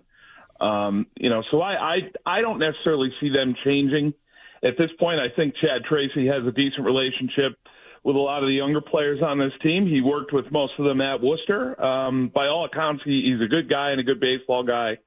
But I don't necessarily know if we're going to see the peak of his abilities with this roster either. I don't necessarily know that that would bring any manager to the point where they're going to say, yes, this is who I actually am running a dugout. I don't know if this Red Sox roster offers that to anybody right now. Yeah, I mean, it's not even fair to ask him to do, I guess, what would be just the bare minimum of managing the rotation and the bullpen and coming up with the lineup. And you see, real head-scratching lineups like you had yesterday, and when those result in success, I don't know how you look at any of the data as, Chad Tracy as the manager and say, he did a good job, or did he just cobble something together that seemed to work some days, even when it shouldn't? Other days when it looked like it should, it didn't work. I don't know how you give the guy a fair assessment. Yeah, and I think, earlier in the season, you looked at some of the players who they had as everyday regulars. They were just performing so poorly. How could you assess what Alex Cora did or what Chad Tracy was doing? When you had Caleb Durbin and Jaron Duran, sub 500 OPS for a month. I don't necessarily know if anyone is going to win with holes like that in the lineup, and unless you have 2 or 3 corresponding superstars who are carrying you through.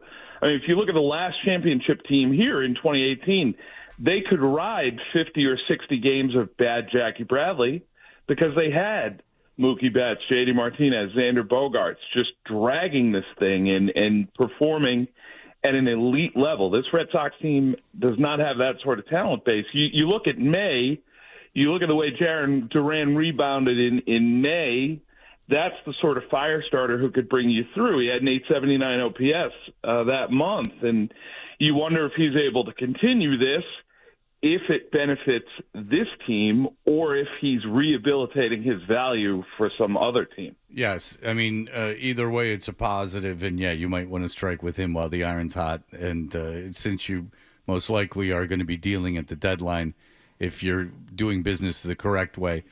Bill Koch, excellent stuff as always. Read him in the Providence Journal. We always appreciate the time, my friend.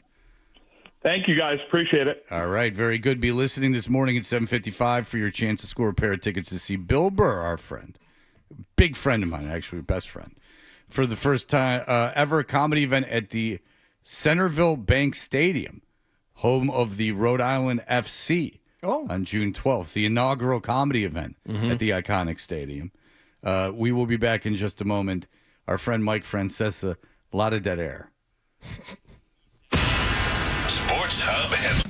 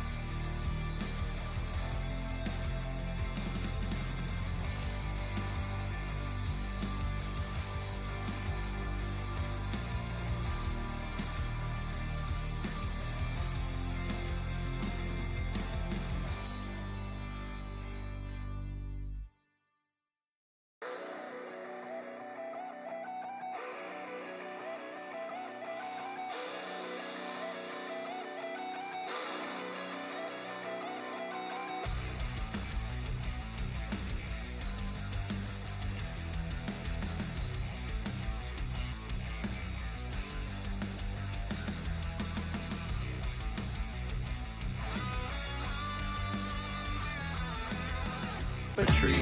You know. We're the best friends you can be, my buddy and me. Now, more of your best morning buddies, Toucher and Hardy, on the Sports Hub. Good question, actually.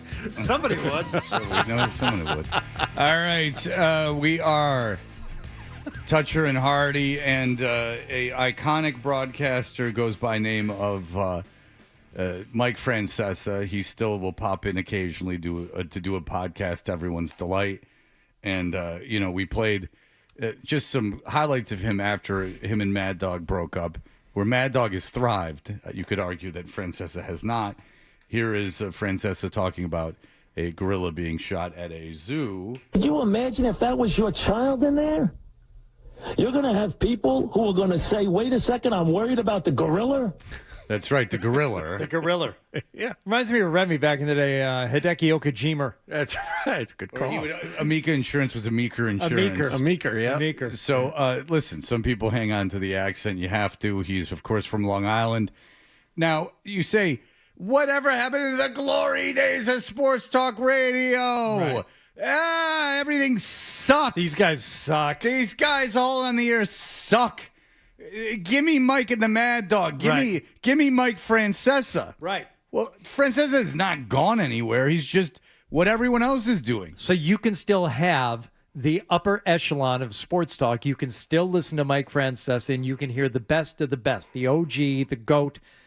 He's the guy. He's still on. He's still available. He's a New York icon, right. So the Knicks make the finals. And let's hear what Francesa had to say, one of the greats. Spurs 4.5 point on the favorites in game one, and I'm waiting on the series right now. As soon as I get it, I will give it to you.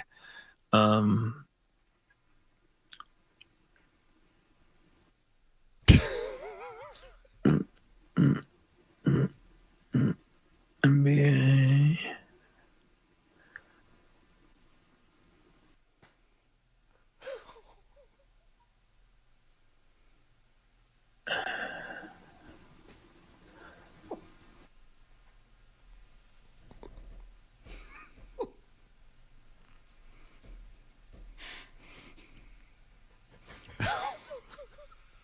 Do we have it or we don't have it? I don't see it yet.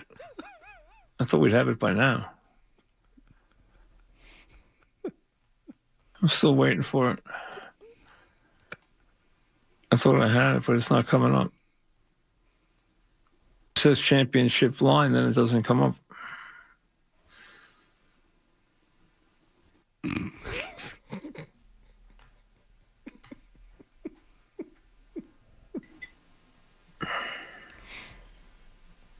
Nothing? Let me see. Series line is not up yet. Okay. So that's where we stand right now. Yeah, everything sucks now. He's the best. So that spot in the middle was 28 seconds of silence. If we sat here and said nothing for 10 seconds, it would seem like an eternity. This is why you're just like every other jabroni going by the book. You know, it takes true renegades to figure out silence is golden. It's not what you say, it's what you don't say. And that's why 28 seconds of silence is fantastic. I told you about the only time that I heard Mike and the Mad Dog because, it was pre-internet. I was on the Jersey Shore. I was on the beach. And I said, you know what? I hear about this Mike and the Mad Dog. Let me give it a listen. I can get WFA, and it was on AM radio. I turned it on, and they were talking about some boxer from like the 20s. And it was just them going,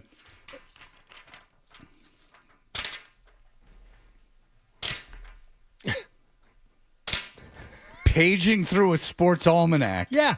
Looking for some obscure stat of like Sugar Ray Robinson. Well, because, Fred, novices, or if I'm going to be brutally honest, hacks like you, when you're looking things up, will feel the need to say things while you're looking it up.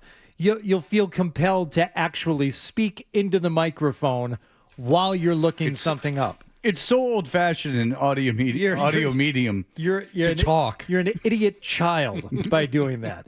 Just let it go for 28 seconds, and say nothing. Yeah, what you really do is you're dumbing it down for the audience if you don't just let silence sit. Yes. This compulsion to speak is really something that's dragged the medium down. Oh, the glory days of 28 seconds of dead air while you don't even get the information you're looking for. Because what would he have talked about if he didn't know the odds for the NBA Finals? I mean, there's nothing else to You talk about. want him to look at his phone and speak at the same time? Well, I would argue he's not even looking at his phone. He's waiting for someone else who's looking at their phone. I agree. I think he's staring off into the distance, waiting for a minion to do it. Did you watch the video? I have not. He's looking at his phone. Well, the phone. Well, he's probably looking like Trupiano style at big jugs or something. It's not fair. It's not accurate. Well, is it? Well, then No, on he his played computer. Minesweeper. Well, Minesweeper on the phone, big jugs on the Minesweeper on the computer. The best is like Gotta John watch your Dennis, legs. John Dennis and Trupiano, like the guys at the time that were old, doing sports talk radio, did not know that you could find out who they followed on Twitter by looking at their follows. And in the cases of it, one of those gentlemen, there was some very. This wasn't Trupiano either. Okay. There was some very graphic sites. Some just completely fixated on the end of a sex scene.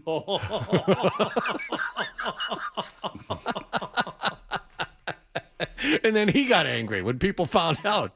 He got angry about everything. Yeah, that's true too. That was real scary when he retired and just couldn't let it go. It was like, oh boy, hachi machi. I don't want to be like that.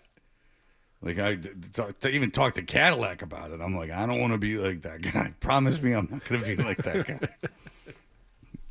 I'll be able to have a shred of dignity at the end.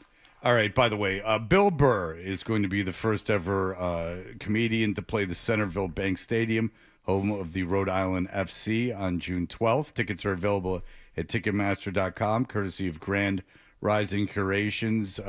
Caller number 10 to the contest line is 617-931-0985. We'll score a pair of tickets to that show. We'll be back in just a moment with the news. You're listening.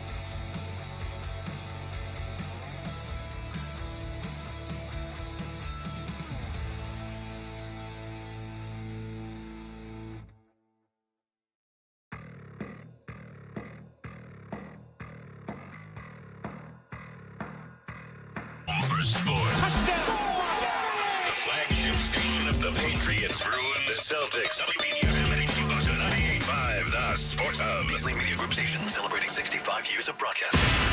Sports Hub headlines. All eyes are going to be on the Patriots this week as the calendar turns to June. They have scheduled OTA sessions today, tomorrow, and Thursday, but off the field there is the potential trade for Philadelphia wide receiver A.J. Brown. Salary cap charges for a deal for the Eagles will be drastically reduced at 4 p.m. because we've reached June 1st.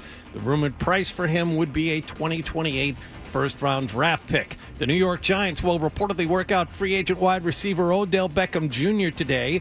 Red Sox are down by a run in Cleveland yesterday, but then came the seventh inning. Line drive and a base hit of the leaping Bazana. One run in. Here comes Duran to score. And the Red Sox have the lead. Masa Yoshida kind of redeeming himself after losing the ball in the sky earlier. That is Dave O'Brien on Nesson. Masataka Yoshida's hit was part of a 6-run rally and an eventual 9-4 win. Jarren Duran continued his offensive surge with another homer. Today is a day off. The Sox are back home to play Baltimore tomorrow night. Garrett Crochet was supposed to throw a live bullpen tomorrow as he inches his way back from a sore shoulder. He has been pushed back now because of lat tightness. And Northeastern was eliminated from the NCAA baseball tournament by Arkansas yesterday, 10-9. Boston College was eliminated by Liberty, 8-3. Sports Hub headlines are brought to you by East Coast Metal Roofing. Right now, during their Beat the Summer promotion, Sports Hub listeners get 10% off the cost of a new roof. This offer ends July 6th. Call East Coast Metal Roofing and never replace your roof again. 844-611-ECMR or eastcoastmetalroofing.com. I'm John Wallach on Boston's Home for Sports, 98.5 The Sports Hub. Your next update at 8:30. The Sports Hub. 3 legendary franchises on one legendary radio station.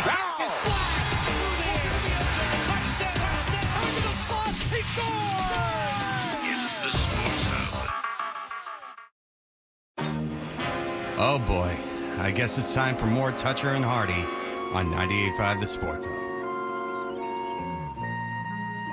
We interrupt this program for breaking news. I can't use it. Newsflash! Hey, we are Toucher and Hardy.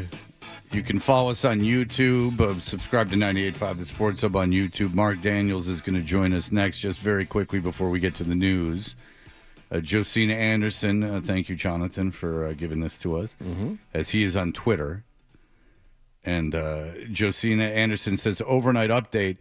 As of late yesterday, I was told reluctance remains among some segments of the Patriots' higher ranks for giving up any form of a first-round pick for Eagles wide receiver A.J. Brown. But that plan remains to huddle up this morning on the 11th hour trade term stances, including whether they're collectively okay with giving up. There's a lot of asterisks. Yeah. I'm not sure why there's asterisks. But you found that confusing, too? Yeah. I kept thinking there was going to be footnotes. Instead of capital letters, you know what I'm saying, as if to emphasize a certain point of the sentence. You know what I mean? Well, maybe this is the way Twitter is now. Okay. Under Elon Musk's control. They are very big on the... he owns the asterisks. He bought asterisks. There you go. Okay, so including whether they're collectively okay with giving up a 2028 first-rounder as comfortable middle ground per league sources. While it is acknowledged to me that a 2028 first-rounder has come up in discussions, it was not yet affirmed that this compensation was 100% greenlit at the time of discussions with sources yesterday.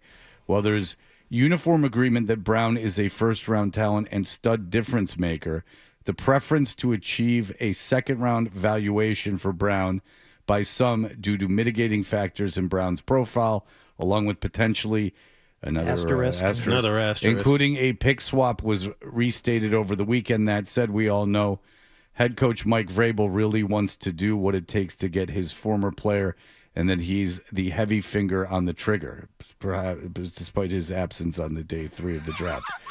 So the tone of again, so he's not, or is he the guy that pulls the trigger on these things? So the tone of inevitability on the Brown trade still remains from New England's perspective. For now, it's just about what's the ultimate agreement on the complete terms to get it over the finish line whilst peaking for any left field updates. So the way this sounds is that, look, these two teams want to make a deal, but the terms have still not yet been decided. And again, this all becomes something that it can become a reality at 4:01 today. So it sounds like a little bit of mystery in terms of the inevitability of this trade taking place. Somebody in the Patriots front office wants a second-round pick. Eagles want a first. It just depends on who wins out here. I would have no hesitancy in giving up the 28th first-round pick for A.J. Brown right now, today, as of noon, whenever they can do it. The problem with that is if they make that trade, you don't have a first-rounder in 2028? Well, no. That would be. Yeah, hold on. He's cracked the code. Dude, why are you undercutting me? Like I was going to get into a big long thing about that. No, I stole your take. The problem is, though, with that is if you make that move and the schedule's way harder and you win like 9-10 games and lose in the first round of the playoffs or don't make the playoffs, and then come 2028, people are going to go, you do see this that like you way overvalued making that Super Bowl. Like you really couldn't sit back. Like Brad Stevens at the end of this season with the Celtics said, I knew we weren't as good as our regular season record dictated. Okay. And you've heard a lot of that from the Patriots. They're very well aware that they had some advantages in terms of schedule and that maybe making the Super Bowl was ahead of the timeline of the actual talent on this team. Now, A.J. Brown certainly increases that talent, and if you talk to some people that cover the team, they think he's as good for 1 or 2 wins, which is a lot in the regular season and certainly improves your chances of making it and doing well in the playoffs. But there is that danger that if you get Brown and one of these lingering injuries or health problems flares up, or he's healthy and you somehow don't make the playoffs or squeak into the playoffs and lose in the first round, that you way overvalued your success last season. That's something that's on the table.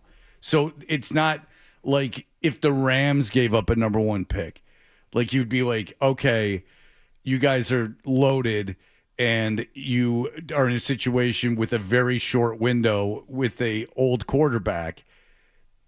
That makes like that the price to pay for that is not as much as it is where you're working on a kid's rookie deal. You have a young quarterback that's still maturing. You're investing a lot of equity into this one player. If this doesn't work, it's a big problem. I would, and I'm sure these are all conversations that are being had, and they're all valid conversations. But it's also, I think that what you're defining, what you're demonstrating. If the Patriots are doing all this is, the old paralysis by analysis. They're going to think themselves, if they keep thinking along those lines, into not doing any deal, when to me it's pretty simple. What are the chances of having more impact on your team? A.J. Brown for this upcoming season, or whoever you end up selecting in the first round in 2028?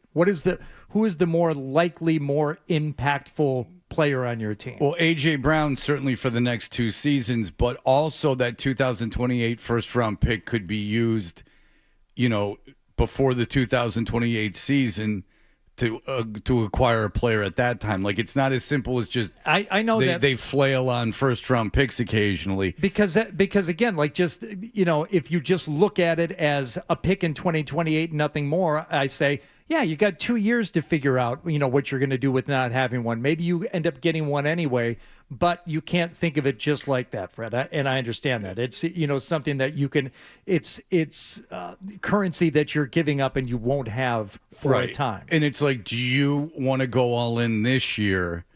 And I know Brown's not going all in, that they can afford to. Like, look, I'm not making the argument that it's a bad deal to get Brown. I think it might be a very good thing to get Brown for the development of May, for a lot of things. Mm-hmm. I mean, maybe May doesn't get hit as much just with that. People don't appreciate that often. Like, if there's someone who's open, you can get rid of the ball quick. It's, not all offensive line. I mean, Russell Wilson in Seattle got sacked all the time, and people would go, oh, no, his offensive line is fine. Russell Wilson just holding on to the ball forever. But there is that debate: is do we do this season at the cost of, when we might be better equipped to make a move like this in a couple seasons? That's, I believe, what the debate would be. A second-round pick, I don't think there's any debate. No, you would do that automatically. And by all indications, the Patriots really want to make this deal. Right. It's just a matter of what Howie Roseman wants in return. I mean, there's never been a question. The Patriots have targeted this guy. They want this guy. The question is, will the terms match up? The scary scenario is people in the Patriots front office, Vrabel and Wolf and everyone else, looking at this and going, we have to get this guy or we're not going to be nearly as competitive as we need to be against a really tough schedule. Right. That is short-sighted, but they're looking at that bear of a schedule coming down the pike, and they're like, we have to get A.J. Brown. Otherwise, we're in real trouble. But I do want to also point out that this is, according to Josina Anderson, basically Vrabel's decision, and he was not there for the third day of the draft, which, again, is not a fireable offense. No one cares, Fred. All I'm saying, well, if I'm a Patriot fan who wants to watch the games, that's something I am caring about.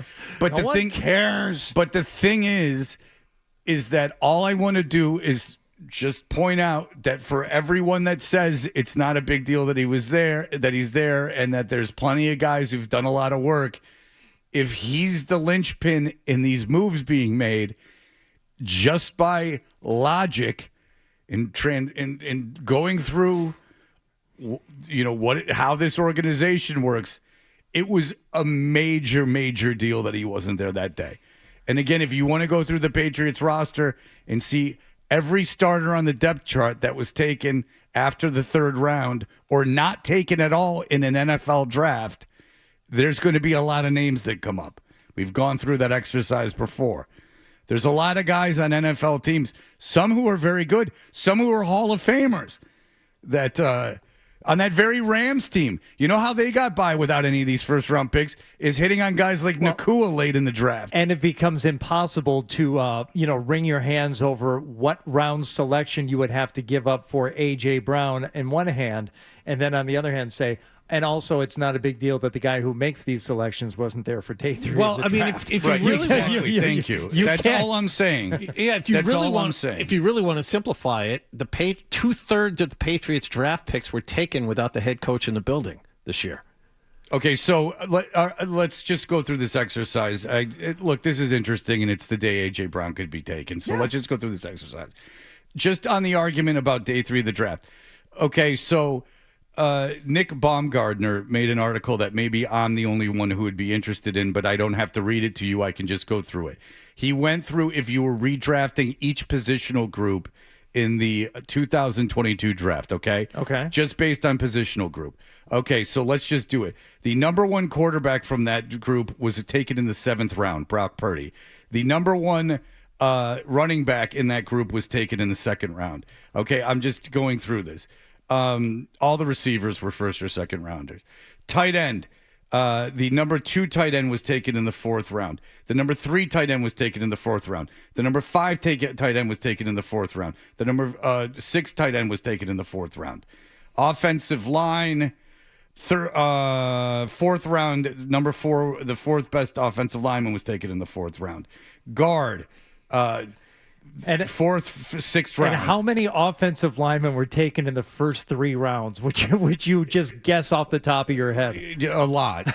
And then 30. Let's get to like better positions. Edge, they're all first or second rounders. Defensive tackle, the number 4 was in the 4th round. The number 5 it was in the 5th round. The point remains, a lot of good players are taken past cornerback. Yes. Cornerback. The number 4 cornerback was out of that draft, and there was a lot of first rounders, was a 5th rounder. Mm-hmm. It just goes to tell you that even at premium positions, you can get a guy. And by the way, if you get like the 4th best corner out of a draft, that's a pretty good corner. That's a starting cornerback in the NFL. That's a very premium position. One was taken in the 5th round. It just is an article that came up just to illustrate my point that I don't like when guys that cover the team say it wasn't a big deal that he wasn't there. Not that he should be fired or that he did anything wrong or anything. But if he is in charge of personnel, that is a big day to miss, arguably the biggest day to miss, because we've been over it. And especially in this draft when it wasn't top heavy with talent and there was talent. If you were going to find impact players, who knows what round you were going to find them in. That late in the draft, when the clock's ticking, you're reacting. Mm-hmm. Those are the rounds where you're reacting the most. And with undrafted free agents, and by the way, they gave the most guaranteed money they've ever given to an undrafted free agent running back. They gave him $250,000 in guaranteed money to just come into camp, which is the most apparently they've ever given. So, you got to pounce on these kids as soon as they're not drafted. Like, they do that immediately following the draft.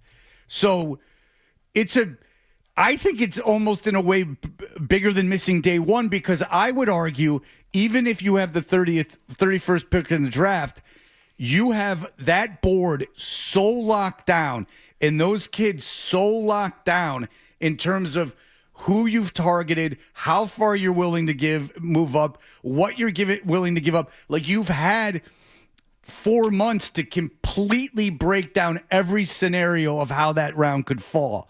That is not the case rounds 4 through 7. Now, look, obviously, some of these kids that were drafted aren't even going to make the team, especially on a good team. But, I mean, you hit on a depth piece in those rounds. That's huge. Mm-hmm. I mean, how much did depth on the offensive line kill him in the postseason? Like, I mean, you can't afford not to have depth, and you can't build depth anywhere outside of the draft, for real, in actuality. Well, guess what? We can do the news tomorrow. No. Hey, you know what, Fred? This was news. Because if I'm a Patriots fan, this is a big day for me. Yes. Because I want A.J. Brown. Yep. I do want A.J. Brown. Yes. Of course you do. There is that debate, and I can see why they're having it if you're the Patriots. And it's a fascinating debate, and we'll get into it with Mark Daniels in a minute. Is this the year? Is this the time to be giving up these kinds of future assets to improve this year? I will say this. If you don't have a legitimate number one option for Drake May this year, Which you will not if you do not get A.J. Correct. Correct. You could be looking at a team, whether it was a valid, Super Bowl a worthy team or not, or the Patriots. Hey, they made it there, and they made it there by getting 14 regular season wins based on the schedule coming up. And we looked at it, and, with the stretches, it's not maybe as bad as it looked. You could easily envision this team going, if they play poorly without that number one option, going from a 14-win team to a 7 or 8-win team. And that's what I don't think you can mess around with that. That's a horrific drop-off, strength of schedule or not. Okay, I got news for you. Half as many wins next year? I agree.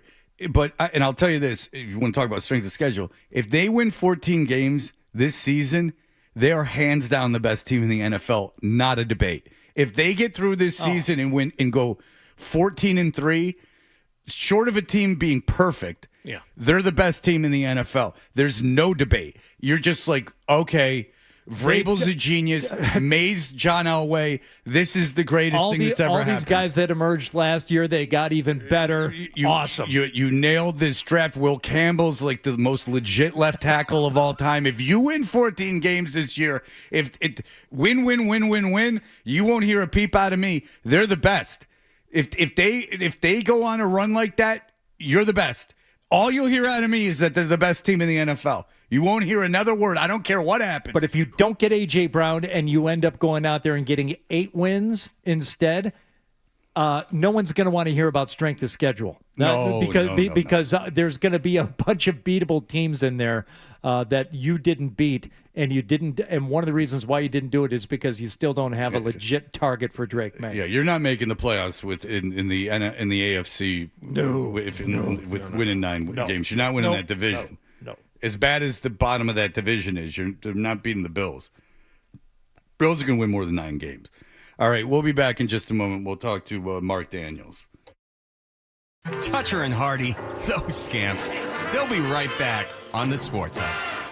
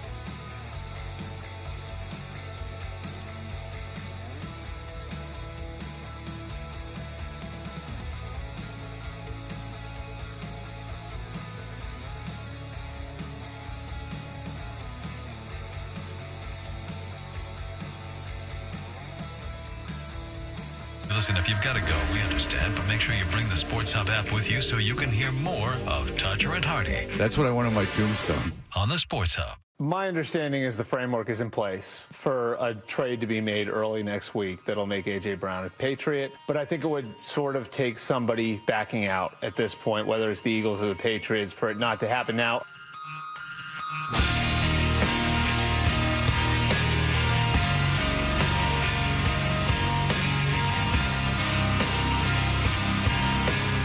Hey, we are Toucher and Hardy. Today at 4 o'clock is the big deadline where A.J. Brown can be had at the big discount for the Eagles. There could be some other moves around the NFL. Mark Daniels covers the team, eyeing A.J. Brown today, the Patriots, for those of you out there. He covers them from Mass Live. Mark Daniels, hello, sir. Hey, guys. Good morning. Good morning.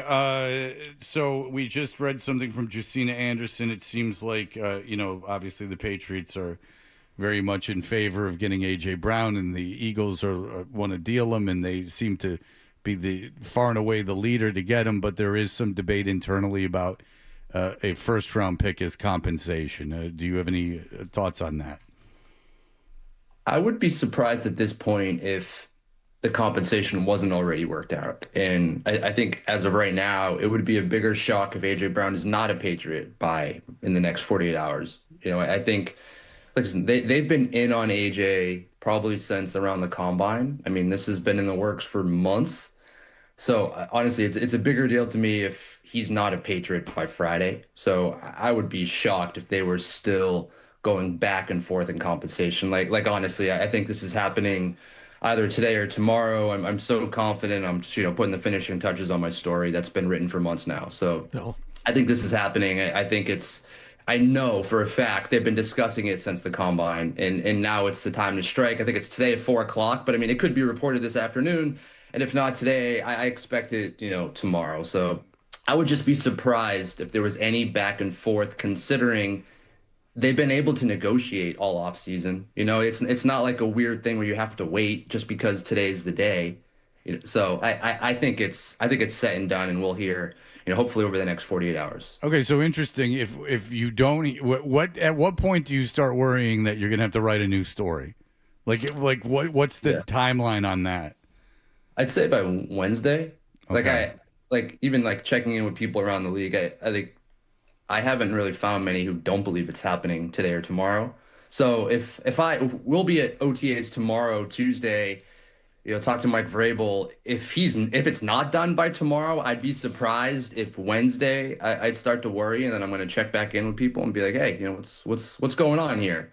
But they've had such a long time, and I know at the Combine, one of their meetings, my understanding was it was all right. How do we replace Stephon Diggs? And there was talk about obviously signing a free agent receiver. They had Romeo Doubs, but at the time it was, hey, we can spend money on a receiver, but also acquire A.J. Brown to sort of reinforce the receiver depth chart around Drake May.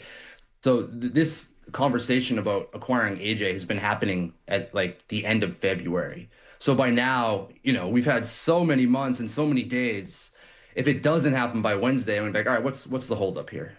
Ultimately, though, the question is, if and when you do acquire A.J. Brown, how many years of his peak power will you have for a first-round draft pick? Is it 2? Is it 1? Well, is it a first-round draft pick? Do Yes. you think that's the first thing? Do you think that they're offering up a first-round draft pick? Probably 2028. I mean, I would love for it to be a 2028 second and a fourth, something like that. I think it would make me feel better, considering he does have knee issues. He's going to turn 29 on June 30th. A first round pick makes me a little nervous. It's probably not what I would have predicted, but from the Eagles standpoint, he's caught over 1,000 yards the last 4 seasons in a row, and that's the growing price of business. It does kind of feel like, I don't know if you guys feel like this, it feels like the Patriots are sort of negotiating against themselves, since there aren't many other teams in the mix, maybe 0 teams in the mix. Right. But does that concern you? Okay, 28 first, but maybe 2 years of A.J. Brown, maybe 3, 2 or 3. Well, you're going all in on this season. If you 100%. Right. So okay, just you're bringing up a lot of interesting things.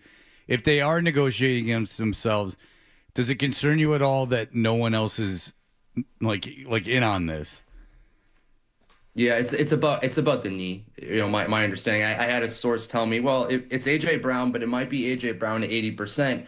And what the Pats have to sort of figure out is he still an upgrade? And I believe the Patriots believe AJ Brown, even with some knee issues, is still an upgrade for their offense, still an upgrade for Drake, which is why they'll probably give them something equivalent to a future first round pick. And as you ask, like, how many years do you get AJ Brown for? I don't know. I'd pencil him in 29 and 30, so 2, maybe 3. Eesh. Is it worth a first round pick? Well, if it makes you Super Bowl contenders again, then yeah, it is. How many? This is an unfair question, and I'm obviously not holding you to this answer. But like, how many wins do you think AJ Brown is worth in a regular season if you just had to put a number on it? That's a good question. So I'd go back to Steph last year. How many wins was he worth? I'd say at least 2, right? Night game against the Bills and then Baltimore. I would argue he was so big in those got to have it games, on the road. So let's go 2. Let's say 1.5, 2, somewhere around that range. Can a receiver like AJ Brown put you over the top, like a tough matchup?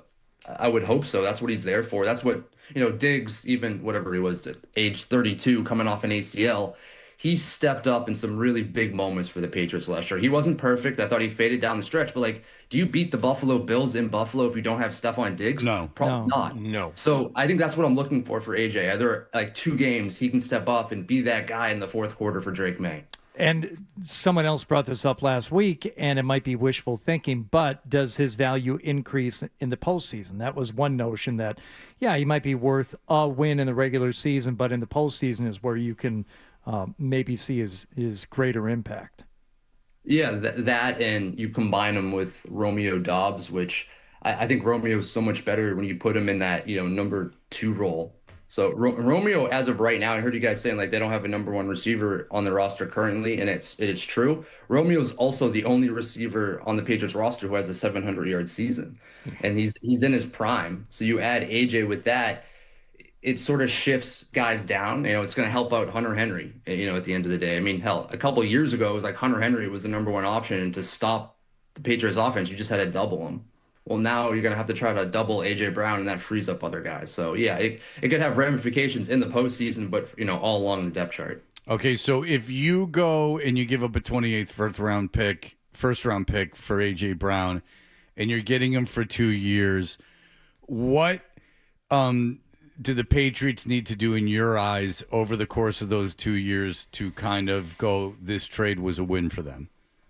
You want to see him above that. I'm going to put in a range here, 800 to 1,000 yards, but you want to see them continue to contend in the AFC, right? No sub 500 seasons, no missing the playoffs. Sure, they have a tough schedule this year, but I think also the Patriots have a good roster. And so you acquire A.J. Brown, there's no reason, even with a tough schedule, they shouldn't be among the best in the AFC. So for me, it's continue to be a contender.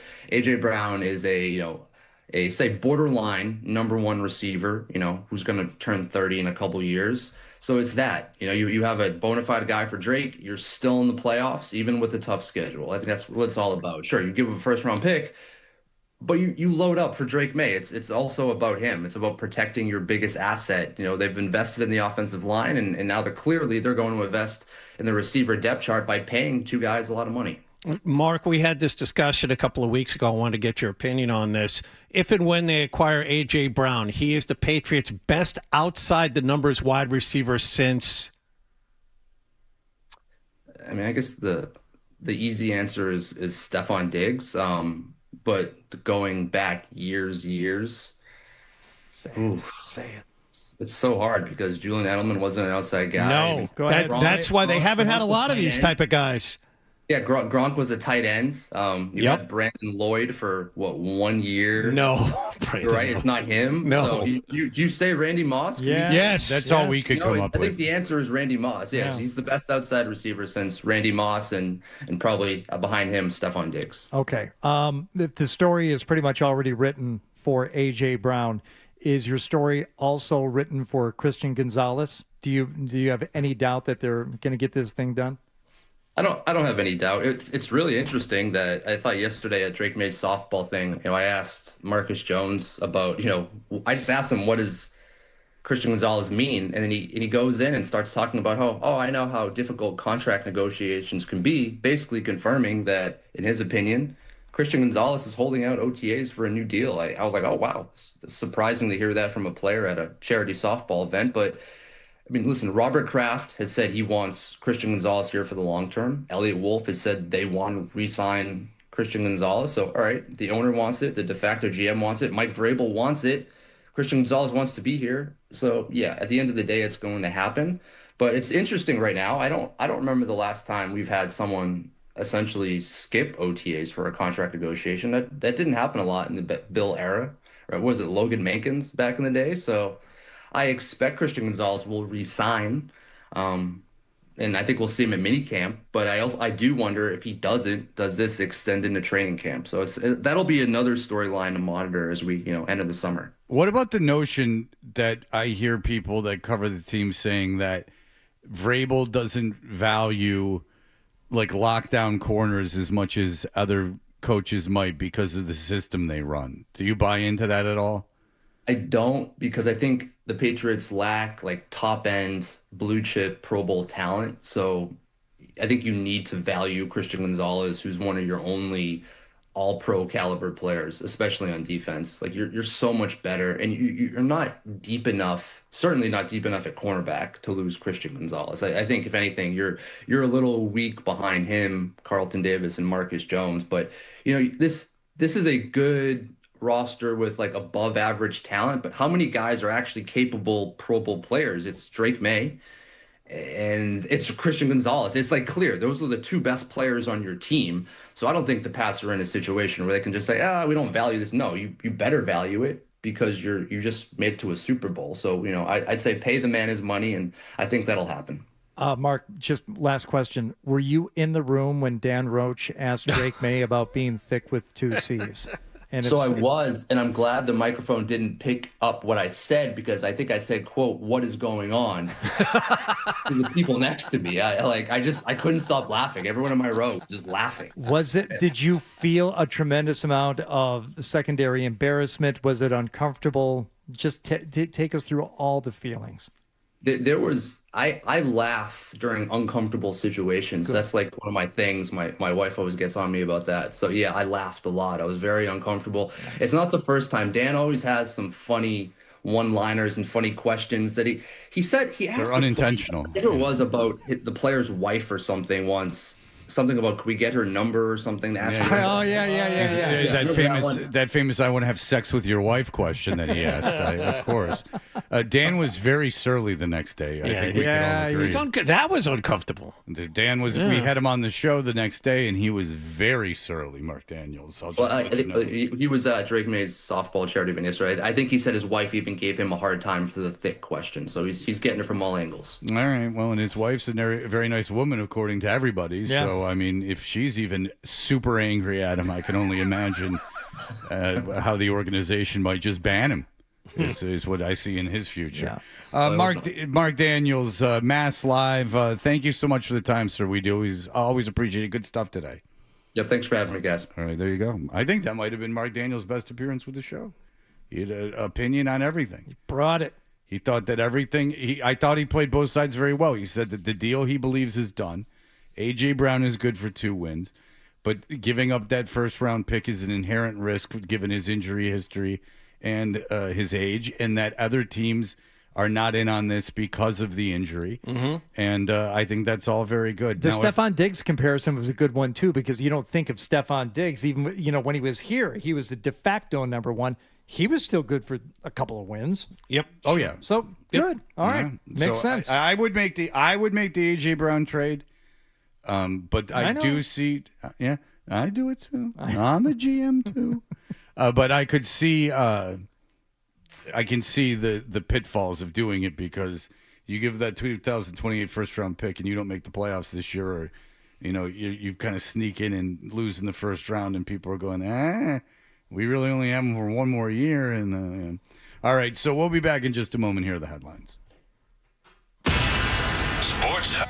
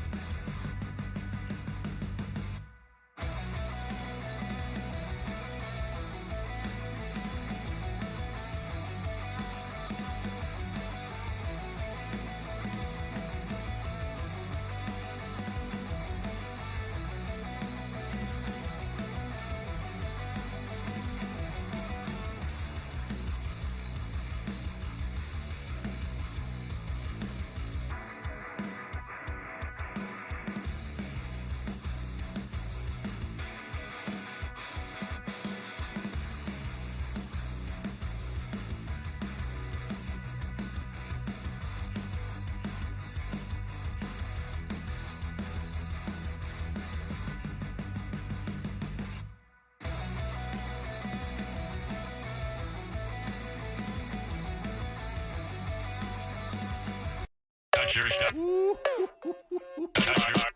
Kaboom! Did we all just take acid? Take acid? It's unbelievable. Toucher and Hart. What's he talking about? Like you, Fred. I'm not worried. The Sports Hub.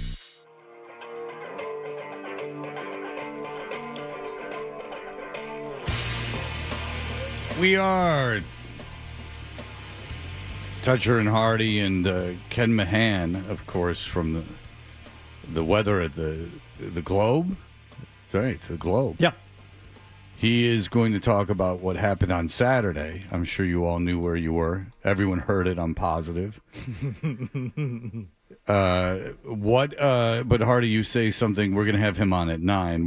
You have something for me? You say? Yes, because, that qualifies as news. The meteorite over the weekend and we've been talking about A.J. Brown this morning, but there's other news from yesterday, Fred. I don't know if this came across your timeline or it got buried, but brace yourself. Today's the day. We made a really tough decision. This is going to be our last video. Thank you for all of your support, and thank you for watching our videos. Always remember to bring the... Boom! Just kidding. You just got boomed. We're never going to stop making videos. Send this to your best friend so they can get boomed too. Boom! I got you. The look on your face when you thought they were done, and then you got boomed. You just got boomed. Classic. Classic. Yeah.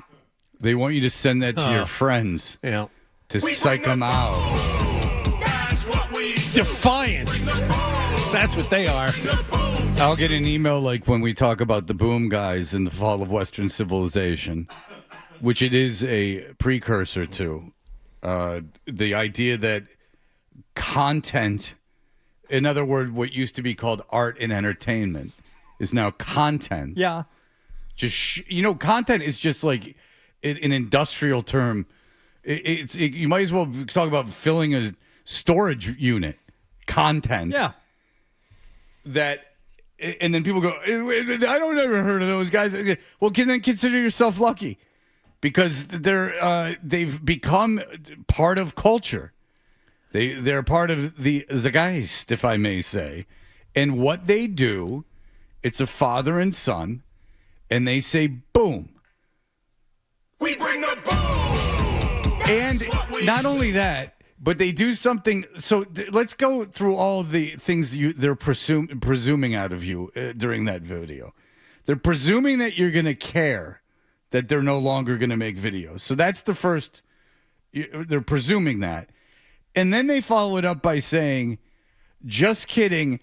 Now they're presuming that you're going to send this to your friends and that they're going to care. Well, they would, number one, care, but it's more about getting boomed. You just got boomed. And then they're saying, and then they're just telling you to not only watch what they're doing. See, TV used to be, or a movie, or any form of entertainment, a concert, a work of art, that they would go, we want you to consume this. But then they wouldn't go, hey, and then go tell everyone else about it. Yeah. Like, they were not only that, like, tape it and then send it to them. Yeah, in the olden days, they were dumb. Now they're telling you what to do once you've consumed it and to utilize it and make it a part of your life. And Fred, just because you don't get it doesn't mean other people haven't incorporated into other important aspects of their life. Oh, we're so sorry to hear about your brother that passed away. He gets 5 big booms. I mean, it's important to people. There was something called shame. And that, like, you would feel ashamed. There had to at least be like a notion, however false it would be, that you were not just chasing money. That there was an idea that there was some part of you that was doing the project that you're doing for the entertainment of the people you were trying to entertain. That it wasn't just a transactional agreement. You were doing the art for art's sake. Fred, I don't know that they ever will jump the shark, but if they do, will it be when Big Justice's voice changes? Or will they find themselves a whole new level of booming because the kid's voice. Today's the day. We made a really tough decision. This is going to be our last video. Oh, he does still sound like a little kid. He sounds like a little kid.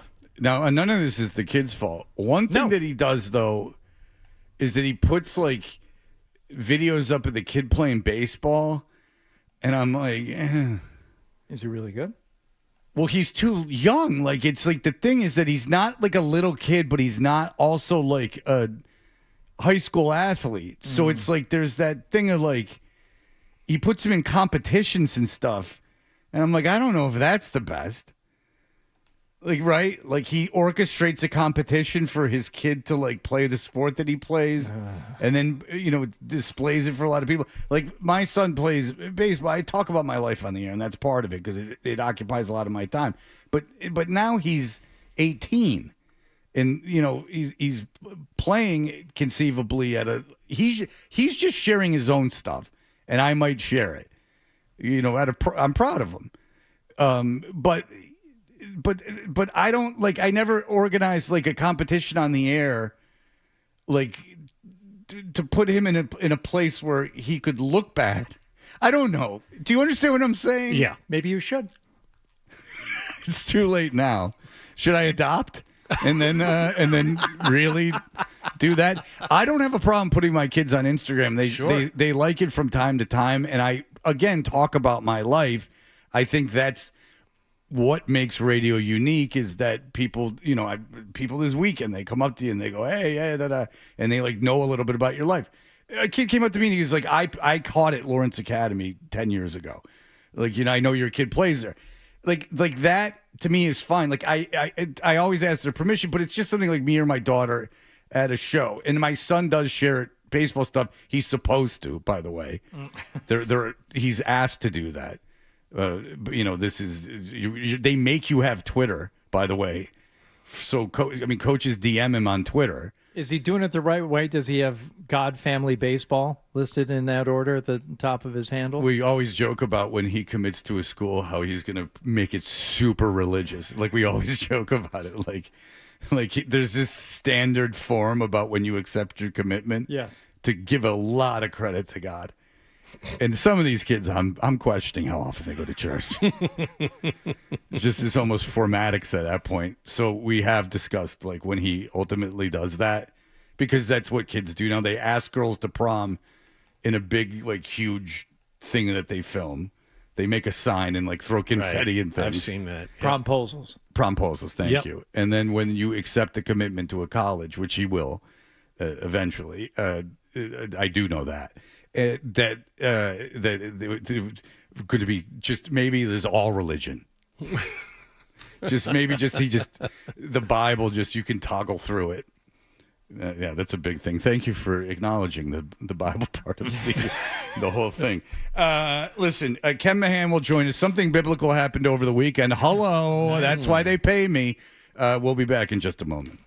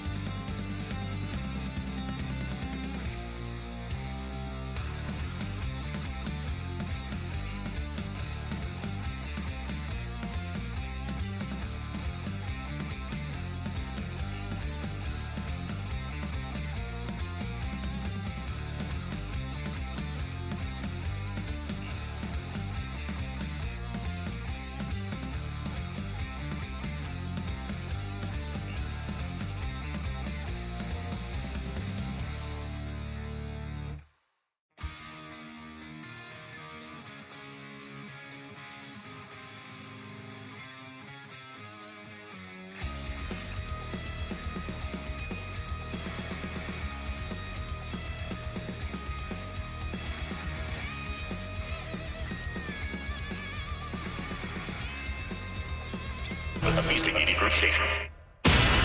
Sports Hub headlines. Well, today is June 1st, and that means that since salary cap penalties will be reduced at 4 p.m. for trading him, the Patriots are now expected to execute a deal for Philadelphia wide receiver A.J. Brown sometime this week. More than one online report indicates that the price would be a 2028 first-round draft pick. The New York Giants will work out a group of free agent wide receivers today. According to ESPN, they include Odell Beckham Jr., Juju Smith-Schuster, and Braxton Berrios. The Giants lost Gunnar Olszewski to a torn Achilles last week. Red Sox got 6 runs in the 7th inning. They beat the Guardians in Cleveland yesterday 9-4.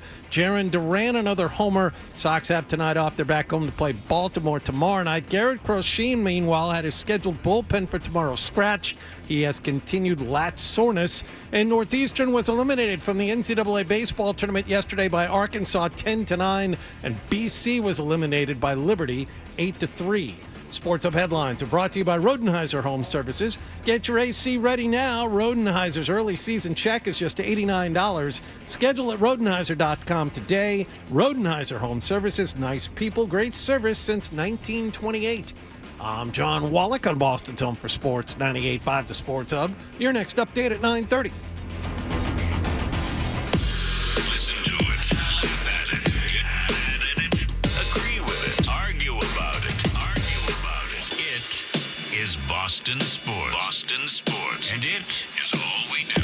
98.5 The Sports Hub.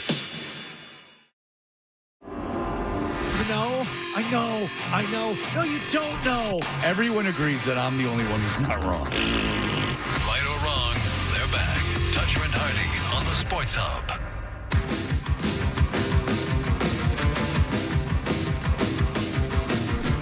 Hey, we are Toucher and Hardy. And you can watch us on YouTube. Subscribe to 98.5 The Sports Hub on YouTube. You can download our podcast anywhere. All 4 hours. You just consume them like a mug, wherever you are. And on Saturday, I bet you know where you were when you heard the boom. And that's right, the boom. We bring the boom! I know where I was. I was leading my Saturday prayer charitable meetings where we were deciding where we were going to go volunteer next. And did you take that as a sign of some kind? Everything's a sign. Ah, well done.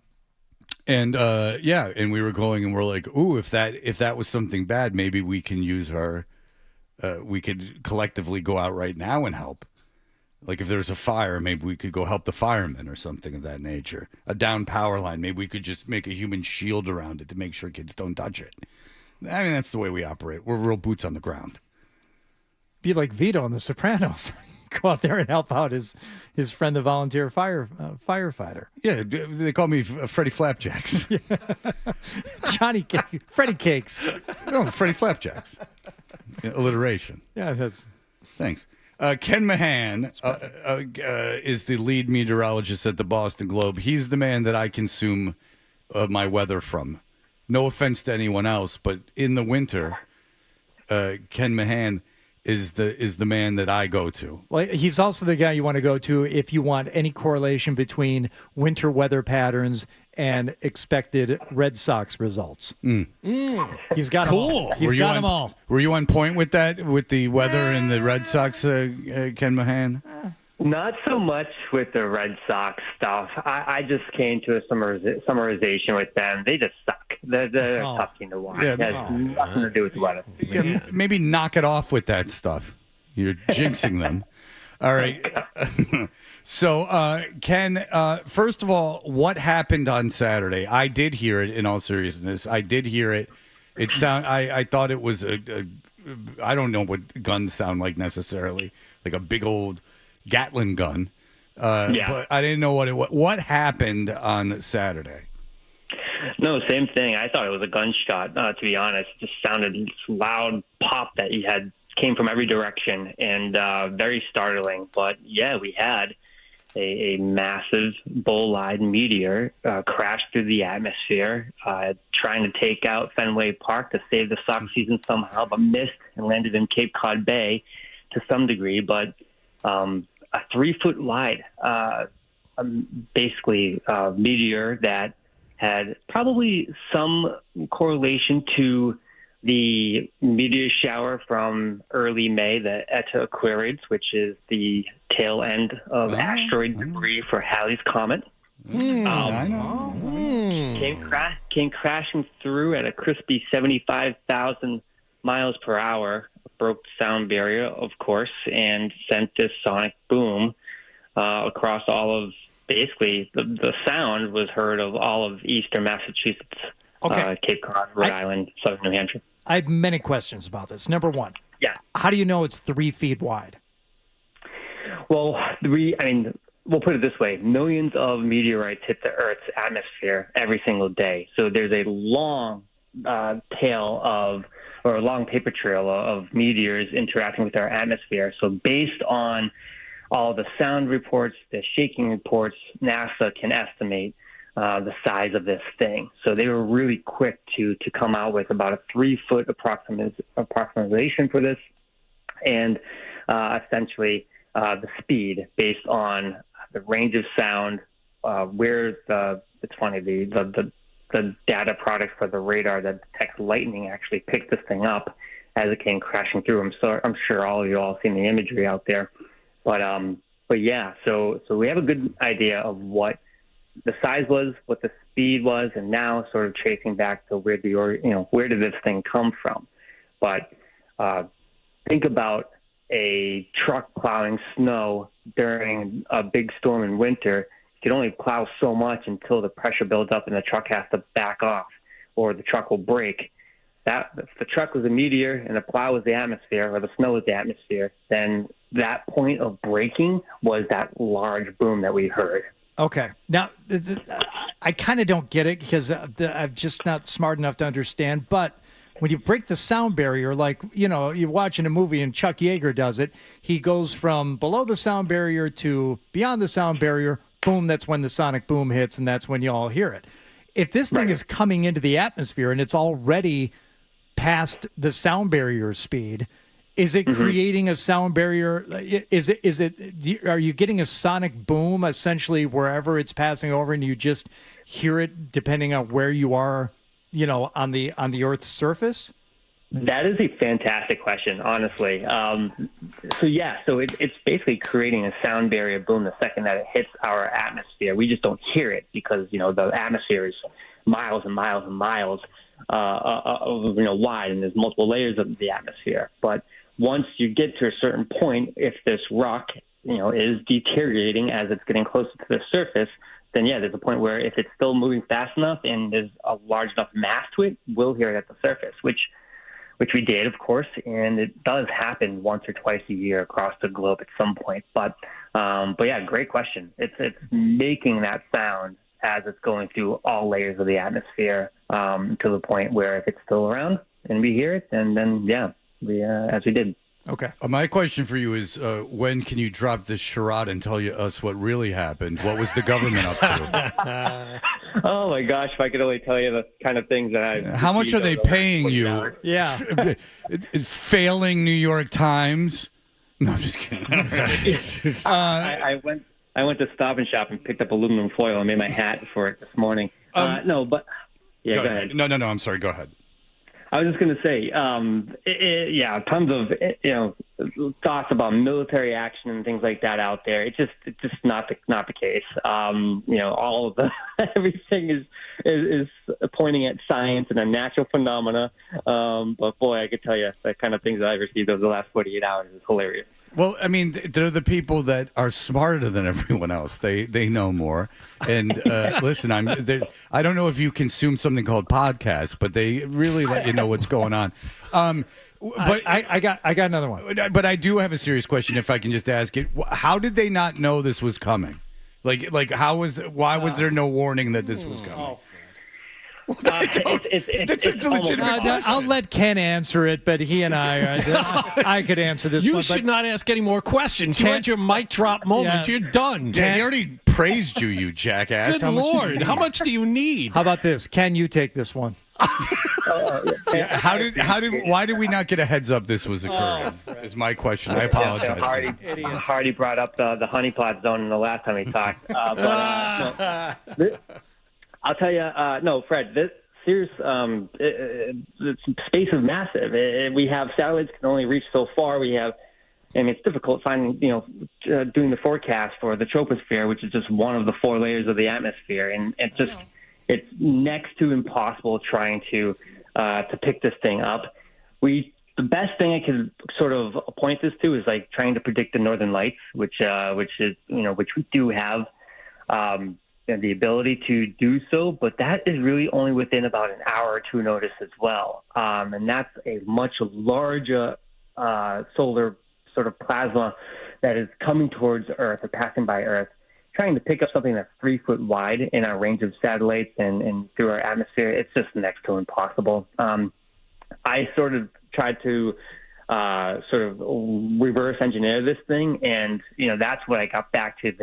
We had the Eta Aquarids meteors peaking in the first and second week of May. Maybe we just had a couple of tail meteors, trailing that. One ended up being size of a huge rock, but 3 foot wide is no joke, and we all had fun day on Saturday afternoon. Okay, 2 things. Did this thing completely disintegrate before it went into Cape Cod Bay? And if it did not, how big a chunk hit the water, and what would have happened if it had hit land? Good question. So the chance, this is good stuff. He did his research. So this is, I'll put it this way.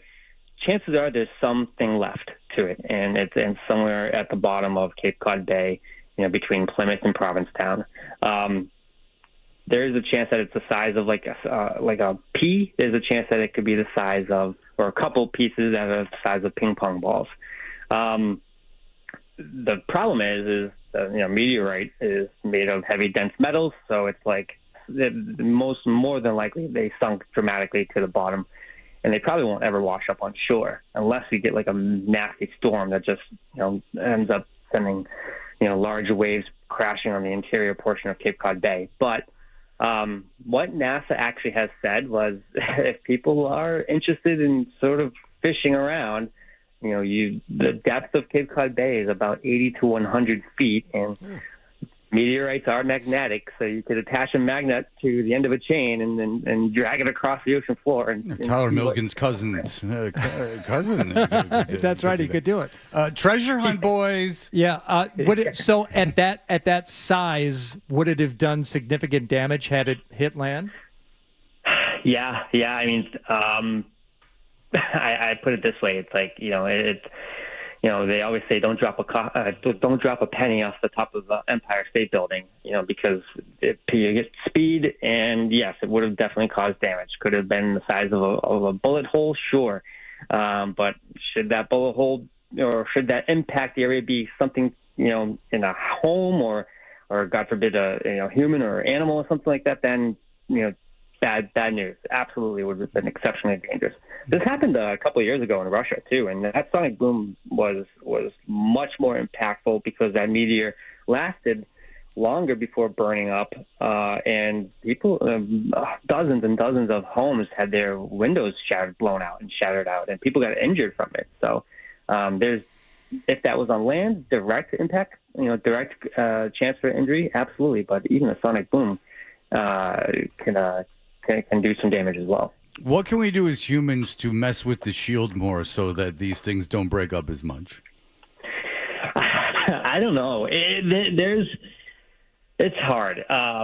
We do, it's not really so much of a theory, but there is evidence over the last 10, 20 years where we have seen meteors last longer in the atmosphere because the atmosphere is warming and becoming less dense, so there's less resistance or drag. So we might be at a point where this actually might end up getting a little bit more worse or more common than reversing back. I'm not a NASA scientist, or I'll stick to the clouds and our day-to-day weather and stuff. But based from what what I could find in my colleagues in and around the industry, it does seem like there is a direct link, especially over the last 30 years, with a warming atmosphere and a little bit more longer streaks, longer sights of meteors passing by, and then more frequency of these sort of larger, sonic boom impacts happening. So it doesn't look favorable in terms of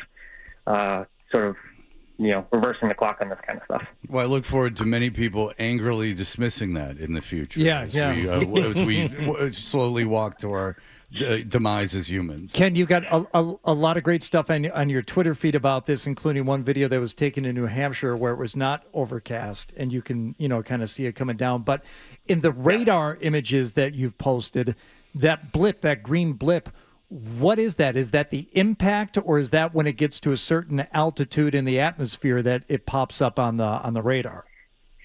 So that is the lightning detection radar, where sort of once you get energy that reaches as hot as like a lightning bolt would be, it would make a flash in the radar. And there wasn't any lightning with that storm on Saturday, and certainly not of that size. So you see that size of a flash popping up on our sort of lightning detector. That's a direct link when it's like, wow, okay, that was a meteorite, so hot, hotter than lightning flashes popping up on there. So pretty cool that we actually have something else aside from like videos swirling around and whatnot of that cool bolide meteor. But yeah, that's our lightning detector there. Okay, and scientifically, the more plausible movie, Armageddon or Deep Impact? Good question. Good question. Thank you. Yeah. Oh gosh, I'm gonna go with Deep Impact. Really. Nice. It's the better movie. Yeah, it is a better movie. I agree, it's a better movie, but Deep Impact probably more positive. Okay. All right. Ken Mahan, lead meteorologist at the Boston Globe. Thank you, as we all experienced something very special on Saturday and managed not to die. Thank you, Ken. You bet, guys. All right. We appreciate it. There you go. Ben Affleck said later he himself didn't believe in the plot when they were making the movie Armageddon. So my first date with my wife, we went to see Armageddon. I've never seen it. Shocking. Maybe that's why I'm not married anymore. If you're going to watch Deep Impact. It's got Bobby Duvall. Okay. Morgan Freeman is the president of the United States. Yeah. Oh, at the Tia time, Leone. that probably seemed pretty wild. Yeah. But then, it happened in real life. All right. Well, I don't like those kinds of films generally. I could go without my whole life without seeing Armageddon. Is that what I Don't Want to Miss a Thing by Yes, Aerosmith? that's correct. Yes.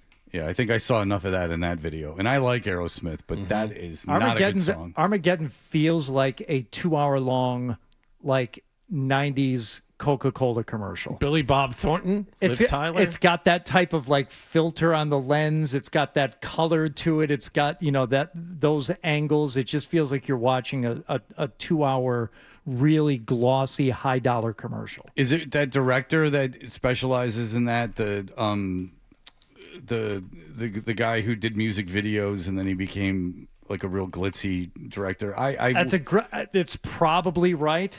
I'm glad I brought it up considering I don't know the name. Oh, it's Michael Bay. Yeah, Michael Bay. Yeah, that's the guy. He made that? Yeah. Okay, so that was the guy I was thinking of. Yeah. I'm not a Michael Bay guy.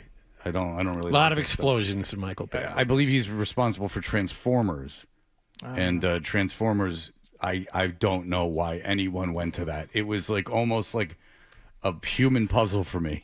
And then they made 4 more of them. Well, it did very well, but it would be like, hey, we made this movie about these toys that weren't even that great when you were a kid, and it's 2.5 hours long, and it stars Shia LaBeouf and Megan Fox. What do you think? I'd go, well, no one would want to see that, and then everyone wants to see it, and then it's just another thing in the human puzzle where I don't fit. Ken Mahan had nothing to say about my questions. Oh, he's in love with Hardy. You embarrassed me. How come they didn't pick it up, Fred? Shut up. I was just trying to, be one of the guys. Trying to be one of the cool guys for a minute. It didn't work. Well, back to the drawing board. All right, we'll be back with our award-winning email segment in just a moment. Toucher and Hardy.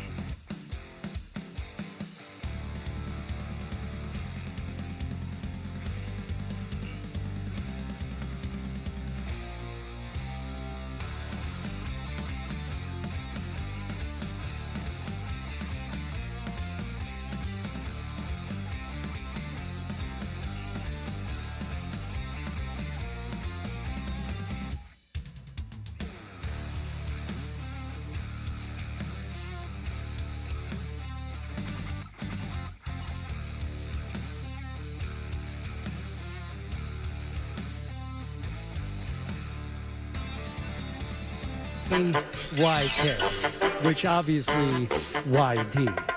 Okay? Toucher and Hardy, mornings on the Sports Hub. You know, I got an idea for a bit. The email bit. We should do the email bit. It's a great idea. Let's do the email bit.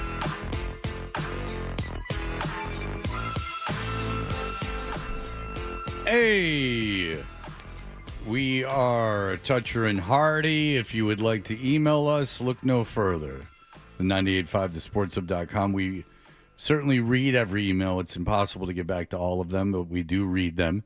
If you'd like to follow us on social media, it's at Toucher and Hardy, at Hardy985, or for me, at Fred Toucher, where I forgot to put a picture up from the Red Sox game. That really would have taken off. I apologize to the company for that. That would have been a real bar burner. Apologize to all the social media consumers. They really would have gotten a kick out of me at Fenway. Yeah. Yeah, I missed out on that. I'm reading a positive email to me just because I want to expand upon it. He says, this is from PJ. Fantastic quote, there was a thing called shame. And this is in reference to the Boom guys. I laughed my ass off, so true. Have a great week. There was, and I feel a valuable sense for the longest time, pretty much just disappearing within the last couple of years. So even if you're in your mid-20s, you've probably lived a life where this existed, where sure, you wanted money, and sure, you wanted positive attention, but there was at least an air of indifference around it, or an air of, I am not trying to sell you something, that I am making something with you in mind, with entertainment, without the overt conception that I'm scamming you or selling you something. Now, part of what people do, influencing, is they're just saying, I am doing this to make you buy something, but I want you to consume it as entertainment. Do you understand what I'm saying? Well, there was a little bit of shame that was shameful. So that makes it even worse. What I really despise are the people who are doing it just to get the following, seemingly. Like they're not even trying to sell something. The content isn't good, but they post so much of it, and they do it with just, I guess, enough of a brand behind it, or enough of an idea of a brand or personality behind it, to where what's the purpose of you putting that out there? Just to get followers and just to get people to watch it. Oh, is it compelling? No. Is it something that isn't being done by 1,000 other people? No. What's the point? To get people to look at me. Why? Because I want people to look at me. Yeah. Well, you're not... I'd almost feel better if you were trying to sell me something that might be of value to me. But there's one guy in particular who has popped up recently that I see. I'm like, I don't know what this is for. I don't know why he does it, but he's putting this like total, like just puke crap out there that it's not funny. It's not interesting. There's nothing good about it. And the only thing I can think of is he's trying to do it, and he's doing it just so people look at him. Like, well, I'm not going to look. Yeah. Okay, so I'll give you two examples of what it would be like. The Spice Girls were put together cynically by a record label or whoever, specifically with a form in mind that did not represent their individual personalities, and was sold as a product. Now, they did make money for a short period of time, but the mocking, it was universally mocked for how there was like another side to it. Like, sure, they got that success, but at the same time, it was never taken seriously and mocked. The New Kids on the Block. Now, they were put together cynically by Maurice Starr, and, they made a lot of money, and kids liked them, but adults mocked it. It was garbage music from just constructed with a corporate perspective in order to sell anything that they were looking to sell. It was mocked. So, yeah, you could make money, but there was a price to be paid. So you at least had to have an air of not just a cash grab. There had to be like at least the slightest notion of it not being a cash grab. Yeah. You would sniff out these bands that were obviously like put together by record companies and completely and sure they might have a hit, but they were mocked. The real people mock them. Kids, real adults mock them. Like kids might like it, and that's because kids are dumb. But adults were smarter than that. Come on, get it together. And by adult, I mean 18. I don't mean 51. Not old man yelling at the clouds. No, not this. I just gave you 2 examples from when I was a kid. And there was a price to pay. If you did something cynically as a cash grab, that was universally mocked. That is not the case anymore. In fact, the thing you just played me, they assumed 3 things. They're asking you not only to watch their crap, but to go tell other people to watch their crap, Today's the day. and not We made a really and tough to decision. send it This to is them gonna be our yourself. last video. It's not like, for all your hey, our support, radio and station's thank the you for best. watching Tell our your videos. friends. Always It's like, remember no. to bring Tape an hour of the radio show and then mail it to your friends. We're never gonna stop making videos. Yeah, you're never. We're all gonna die. That's why a meteor came, by the way. That was a warning shot from God. A higher saying power. you keep up with Stop that. You keep up with this social media stuff, and I'm gonna take a lot of you out. I'm glad you brought that up, Fred, because while you had that email praising you for your assessment of the Boom Guys, here's one meteor related. The subject line: Fred's poor performance. I wish I got struck by that meteor rather than Fred's struggle to steal the spotlight from you during that interview.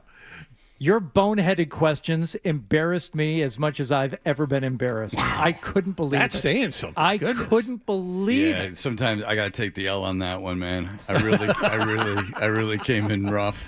Here's your time to shine, Fred. And it's like it just kept building on itself because I panicked, and then I just kept trying to. It was like digging a hole in the sand. It just kept filling back up the more I tried to dig out of it. Here's My bad, guys. Here's a time to crawl out of that hole. Here's an email from Frank. I think Scott Baio was in an episode of Full House. We had discussed whether or not Scott Baio was actually in an episode of Full House. He was. Do you remember the episode? No, I don't have a encyclopedic knowledge of Full House. I haven't seen every episode. When I was on the IMDb, I saw that Scott Baio was on a few episodes of Arrested Development, which gives me another reason why I will never watch that show. No, I don't like her. I like people that I'm friends with people that like Arrested Development. I appreciate some of the people that were on that show. It's far too manic for me. This is from Blake. Well, it's AD. If you ever listen to Smartless, they just refer to it as AD. Well, that's fun because I never will. Because I don't care what any of them think about anything. I don't care what any of them think about anything. The tertiary character, with his voice. the fourth guy on Will and Grace is not of interest to me. No, thank you. They're friends in real life. Oh, wow, what a concept. He was the third. Oh no, I would say that the woman was a way bigger star on that show than him. Not Grace, but the drunk one. Oh, I don't think that's a debate. That's right. Like she was the breakout star of that. You could make the argument that Will was the fourth character on Will and Grace. Wow. Now I have seen a lot of Will and Graces, not to be confused with the one with the blonde girl, which is one of the worst shows of all time. Say Dharma and Greg. Say blonde or blind? Blind girl. That was Mask. That's why she you're was. the one who hates blind people. This is a question for you. This is from Blake. Didn't that happen one time where I was giving you crap for that? No, it was deaf. It was deaf. It was the deaf thing. Oh, that's right. All right. So because your friends, his parents were deaf. Oh yeah. Did I tell you that my best friend when I was growing up, parents were deaf? Yeah. Yeah. All right. So this is from Blake. I don't know. We were talking about something, and Blake says, "Hardy, this is to you. You've probably seen it. I was rewatching the 90s comedy Multiplicity, starring Michael Keaton and Andy McDowell. Is this your ultimate fantasy? Apparently, I've not seen Multiplicity, but apparently Michael Keaton played a contractor, has tons of projects around the house, plays golf, runs train on Andy? I can't. No, he doesn't. That happened in. Oh no, because he multiplied himself. Yeah, that's Oh, so technically he ran a disgusting. train on Andy. No, he did not. I get it. So like, just it was him, but it was a bunch of him. It would be like quadruplets, like having that one lady. Right. Still a train. Yeah. Right. Side note. Junior was recommended based on my enjoyment of multiplicity, but I couldn't finish because I was imagining what it would be like to experience the magic of having a baby growing inside me. Oh, okay. And I was crying too hard from both joy and sadness. Has this ever happened to you? Love the show, Blake. Yes. So there was a Junior. Oh, that's right. Junior's when Arnold Schwarzenegger gets pregnant with child. Right. That's right. Right. Yeah. It's a real fantasy. Yes. Hardy! I will leave. Imagine. You can stack it up yourself. Sometimes I'll just Wallach, you want to handle this stack? Sometimes because I'll if it just goes on for 10 more seconds, put I'm pants out. in my underwear just to pretend. And by the way, the Toucher and Hardy email segment is powered by Jeffrey Glassman Injury Lawyers. If you've been hurt in a car or work accident, you got to get Glassman. Don't just send an email. Call all sevens at 617-777-7777 or visit gottagetglassman.com. Anyone else have anything, or do you want me to move on? I mentioned earlier in the show that I was playing pickleball with some guys I started playing with. We met at a Christmas party and became pickle pals. Hardy, a bunch of dudes wanted to get together and call themselves the Pickle Pals. Maybe they're wondering who the weirdo is that actually wants to play pickleball. That never occurred to me, and I don't think that's what's going on. I think they are truly devotees of the game.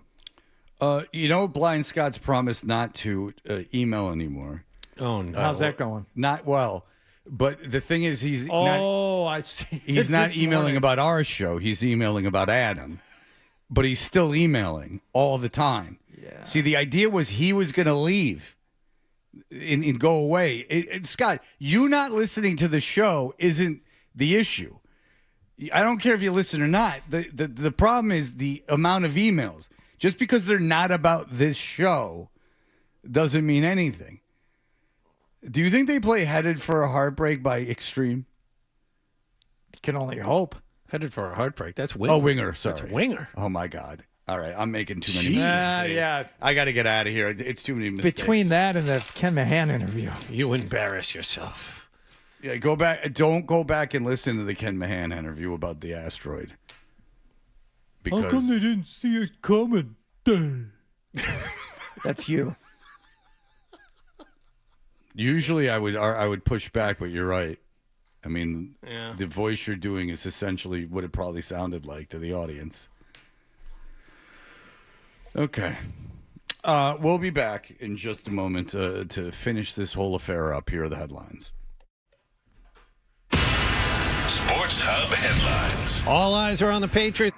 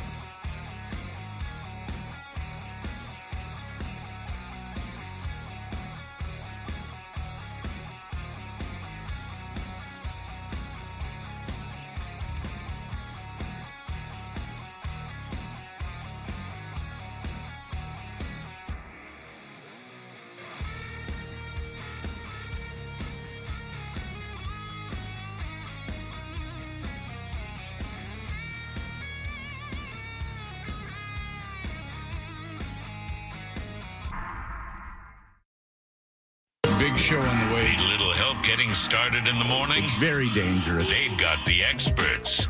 So, no. Toucher and Hardy. No. On the Sports Hub. We know what you're thinking. What could I possibly have missed from the show? It's time for The Stack on Toucher and Hardy. All right, well, I don't want to waste everyone's time because Hardy and John are in a big-time charity golf tournament. It's going to be 2 Mondays in a row you're in a big... Oh, what's going on with our bidding? It's over now. It's over. Do you know what we got? I forgot all about that. Let's take a look and see if we can get the final tally here. Did you even forget about that? Because you're super competitive. Did you check on that? No, I knew there was no way we were going to catch them. No, I know, but it's just Hardy has that competitive nature in him with these kinds of things that I don't know if that's fair. Well, how is it less fair than whatever you said? Because I think it is. Go. What do you think the final number is going to be, Fred? How big do you think the bid got? 3,000. I'm going to say 3,500. All right. So, Felger Maz got to $10,000. You notice how it just stuck there? Yeah. It didn't move an inch. Well done, you idiots. You stink. Ours kept growing and growing, and you just went at 10 grand and just sat there. Yeah. And so what if ours went up $5-10 a time? Hey, that's a lot of people. Hey, and our audience is salt of the earth, working stiffs. We don't have these jabronis tossing around 10 grand. It probably was Felger bidding on himself. Yeah. We need a fourth. The winning bid to join Fred Hardy and John Wallach a week from today at Brook Meadow Country Club, and then a tournament that will support the Special Olympics. $3,500 on the money. He looked. Did not look. I don't believe But I'm comfortable with that number, and I think you're comfortable with that. I'm very comfortable with that number. That's a good number. Yep. I appreciate it. I think that's a sizable donation to the Special Olympics, and I have a lot of gratitude for the person that did that. I intend to do my best to have that person enjoy the round with us. But I do not. My sense of guilt at the end will be not that great because I know I'll be personable and I'll try my best. But I will give them $3,500 worth of entertainment. I'm convinced I can do that. $10,000 worth of entertainment. I don't got it in me. I don't know if I can. I don't know what they would be expecting from me. My personality off the air is, while very much like my personality on the air, I can't be this funny all the time. It's not a fair ask of anyone. No. I get 4 hours of brilliance a day, and I give that as a gift to the people. And since we're not on the air that day, you will give it. Well, I can give him 4 hours of brilliance, but then if he wants to eat with us, like at the thing, then I'm off the clock at that point. You're not off the clock. You're going to have to help with the live auction. I'll bring you up there for one of those. But I'm not going to be drunk, so it won't be as fun as it used to be. And Crash isn't there to bid on a Celtics signed basketball that he doesn't even like the team or the sport. God, we'd wake up the next day and go, what do we do at the auction? Yeah. So just very briefly, we mentioned this earlier, how what's his name from Motley Crue was going to be the Celebration 250 concert. Bret Michaels. Poison. From Poison. See, what do I know? Bret Michaels, and you don't want to begrudge him the chance to do it. The president over the weekend said they should just cancel the whole thing now. Cancel it just like I canceled my involvement with the failing and unsafe to be in Kennedy Center. Blah, blah, blah, Kennedy Senator, Kennedy. It just ends up being more about the Kennedy Center. So, but he said instead of having overpriced singers who nobody wants to hear, whose music is boring, who do nothing but complain, cancel it. So now he just wants to cancel the whole concert series. Well, that's the thing to do. Obviously, he owns 7 7-Elevens. No, he's the president. Also, Backrooms had an $81 million debut at the box office over the weekend. Do you know about Backrooms? It's like a YouTube guy's movie. It's a horror movie. Now, we were talking about this off the air, John and I. Mae Bargatze, who's a brilliant comic, made a real pandering garbage movie apparently called Breadwinner, The Breadwinner, which was a real failure.